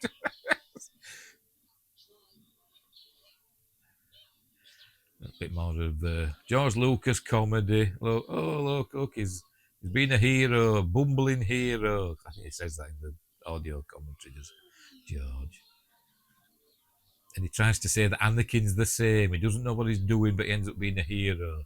Not quite the same, George. There were John Knoll dying there. He played one of the pilots. John Knoll, the VFX supervisor. Also co-created Adobe Photoshop with his brother.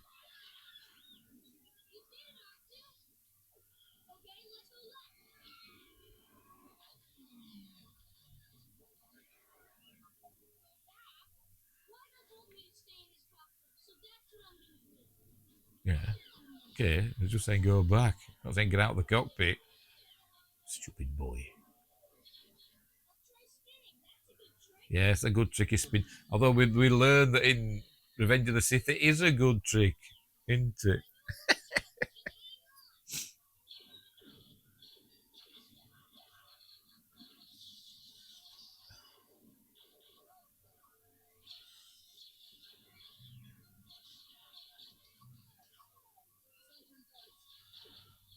We didn't pack any. We didn't think we need them. Yes, they have. Now this poor fella here doesn't go fast enough. You're ready to watch him up. They have to speed him up. Oh, slow down. And they have to speed him up. Although that'd be obviously a different shot, I imagine.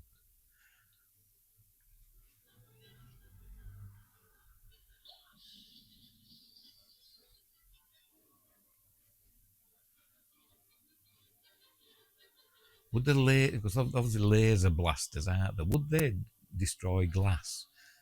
I'm not sure what happens with lasers and glass. Would it just go through it? Would it leave a hole in glass? Or would it just go through it? Like light goes through the glass? I don't know. I'm going to have to look that up. What do lasers do with glass?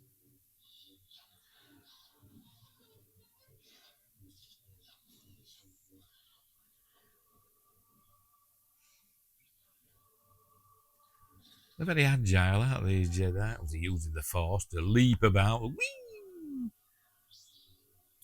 That's, they had him on a plank there when they did that bit. They had him on a plank. They tried doing it with a trampoline, but it didn't look right. So they just had him on a plank of wood and like, pushed him up.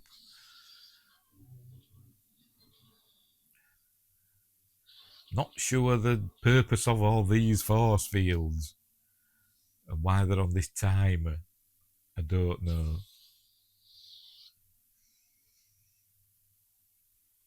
And why that big hole in the ground at the other end of it. Some people have said, why doesn't Obi-Wan just use his force speed run or whatever? That was earlier on in the film. When it all opens up again. But I think he couldn't because of the big hole in the ground at the end of it. It might just run straight into that, maybe. I don't know. But that's my head canon. Run away! Yes, it's a battle. It's war. It should be littered with dead Gungan bodies.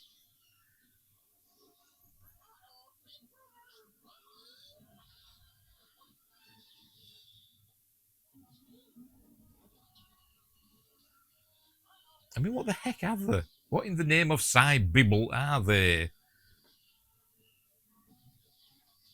I mean, they do the trick, don't they? I mean, it's just different technology, isn't it? It's like when we see Geonosis, the Geonosian weapons that are kind of lightsaber proof, aren't they? Some of them weapons there. So like I said, it's just a different technology that's different to what the humans have developed in the Star Wars universe.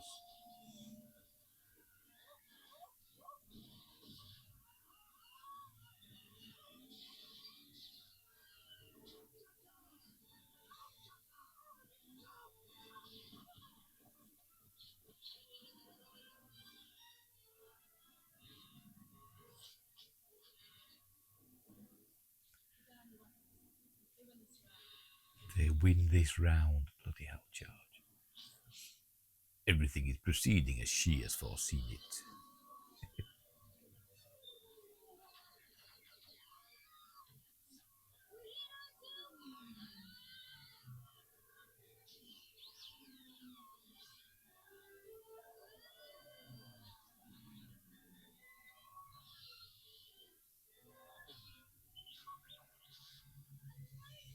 Remember, he's using the force there. You know, it's like pod racing. Might as well didn't crash into anything. And I'm guessing, obviously, they never expect somebody to fly a fighter into the mouth of the beast.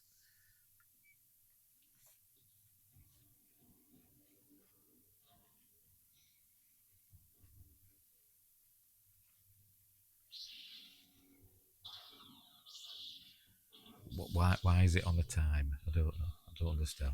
It's weird. If he'd done a force run, he might have just run straight over that into that chasm. Maybe. Probably not, but you know, George didn't think of that, did he? But I thought we've seen the force run once. We don't need to see it again.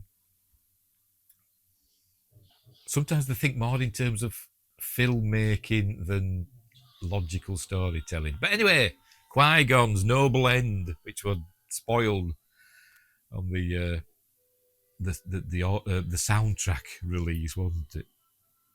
The title Qui-Gon's noble end. Oh, Qui-Gon died because it came out before the movie, didn't it?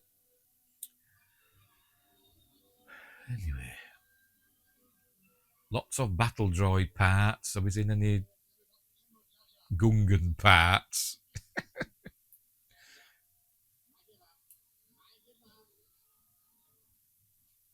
Or did we miss it? I might see it again. I don't know. I think we might have missed it. One of the battle droids has 1138 number on its back. It might have been back there. I wasn't paying attention.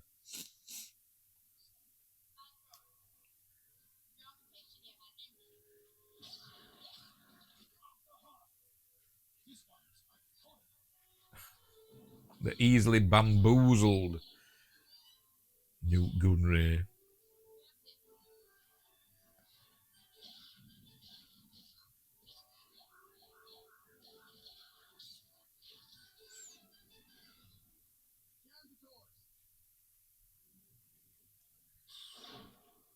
Same sorts of doors that they've got on the Death Star.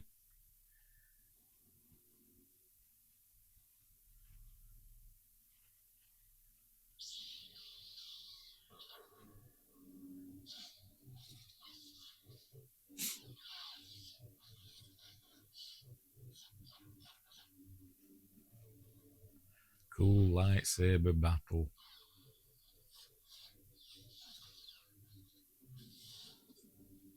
You broke me lightsaber. Wee spin. I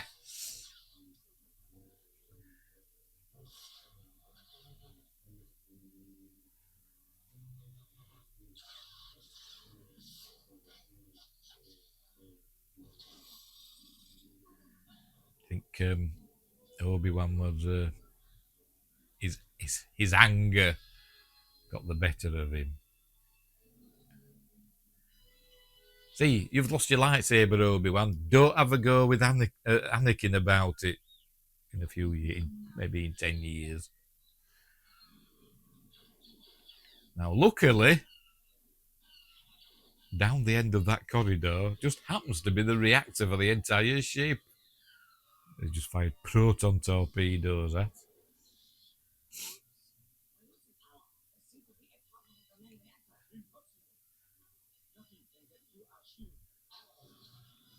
But as Qui-Gon said, nothing happens by chance. It's all the will of the Force, isn't it?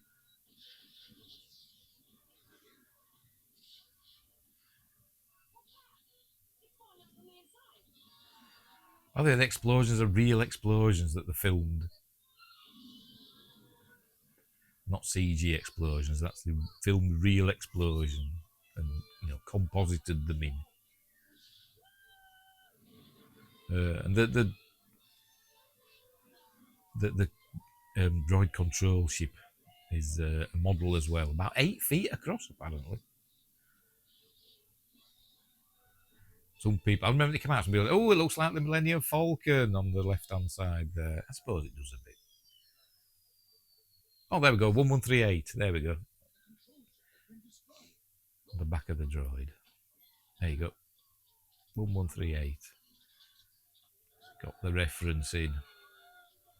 Obviously referring to THX 1138. George Lucas's first foray into science fiction, which is not a great film, I must admit. But saying that, I haven't seen it for a long time, and I saw it when I was quite young, so I probably didn't understand it. Maybe I should give it another go.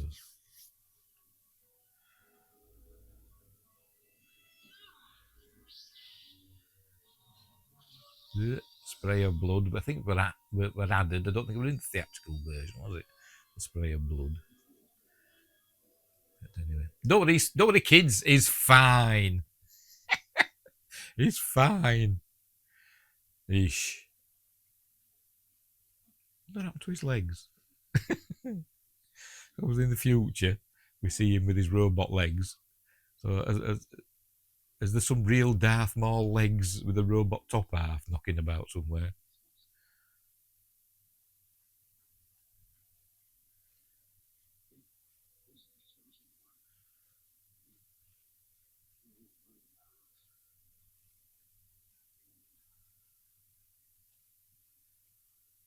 Why don't you use force heal? Because I'm not a dyad in the force. Well, what's his face used it, didn't he? Grogu used force heal in The Mandalorian.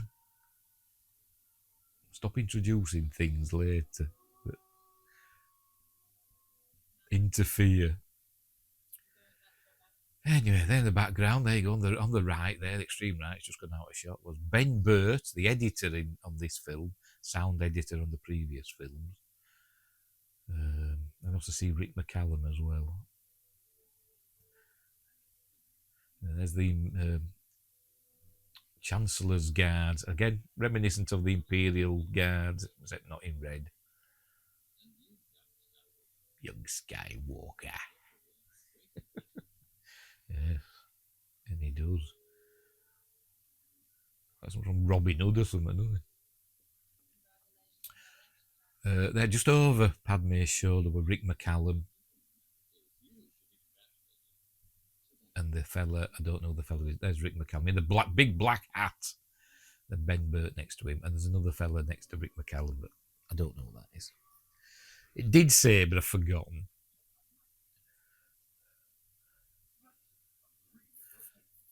And originally there was a CG Yoda, the only CG Yoda when we saw him walking.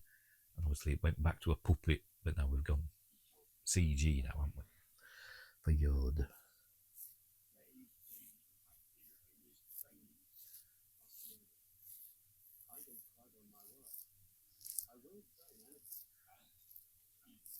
Yeah, but just giving your word to somebody doesn't mean that the Jedi Council have got to bend to your wishes. You are but one person. But whatever.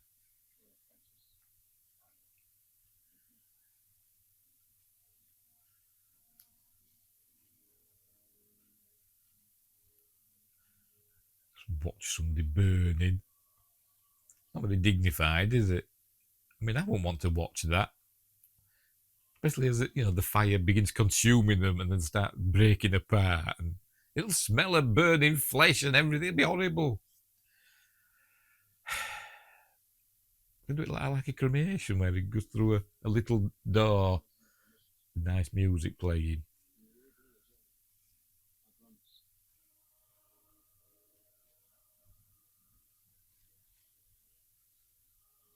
I know funeral pyres are a thing, or they used to be a thing, didn't they? But even then, they were kind of, you weren't that close to it, generally.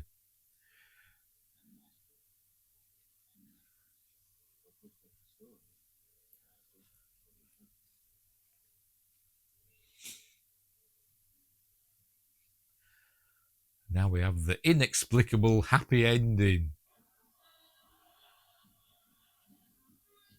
It should have just ended. I think on my version it ends before this. I end it on a dark note in my degunganized version. So no, this is a nice happy parade, or is it the Gungans invading? What the heck's that Bibble's holding?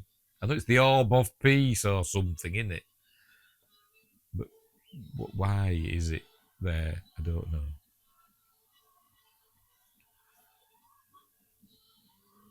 Oh, comedy, in quotes. Was that, was it Davis again? Don't know. That's not. I know that's not. That's Yoda's ugly cousin.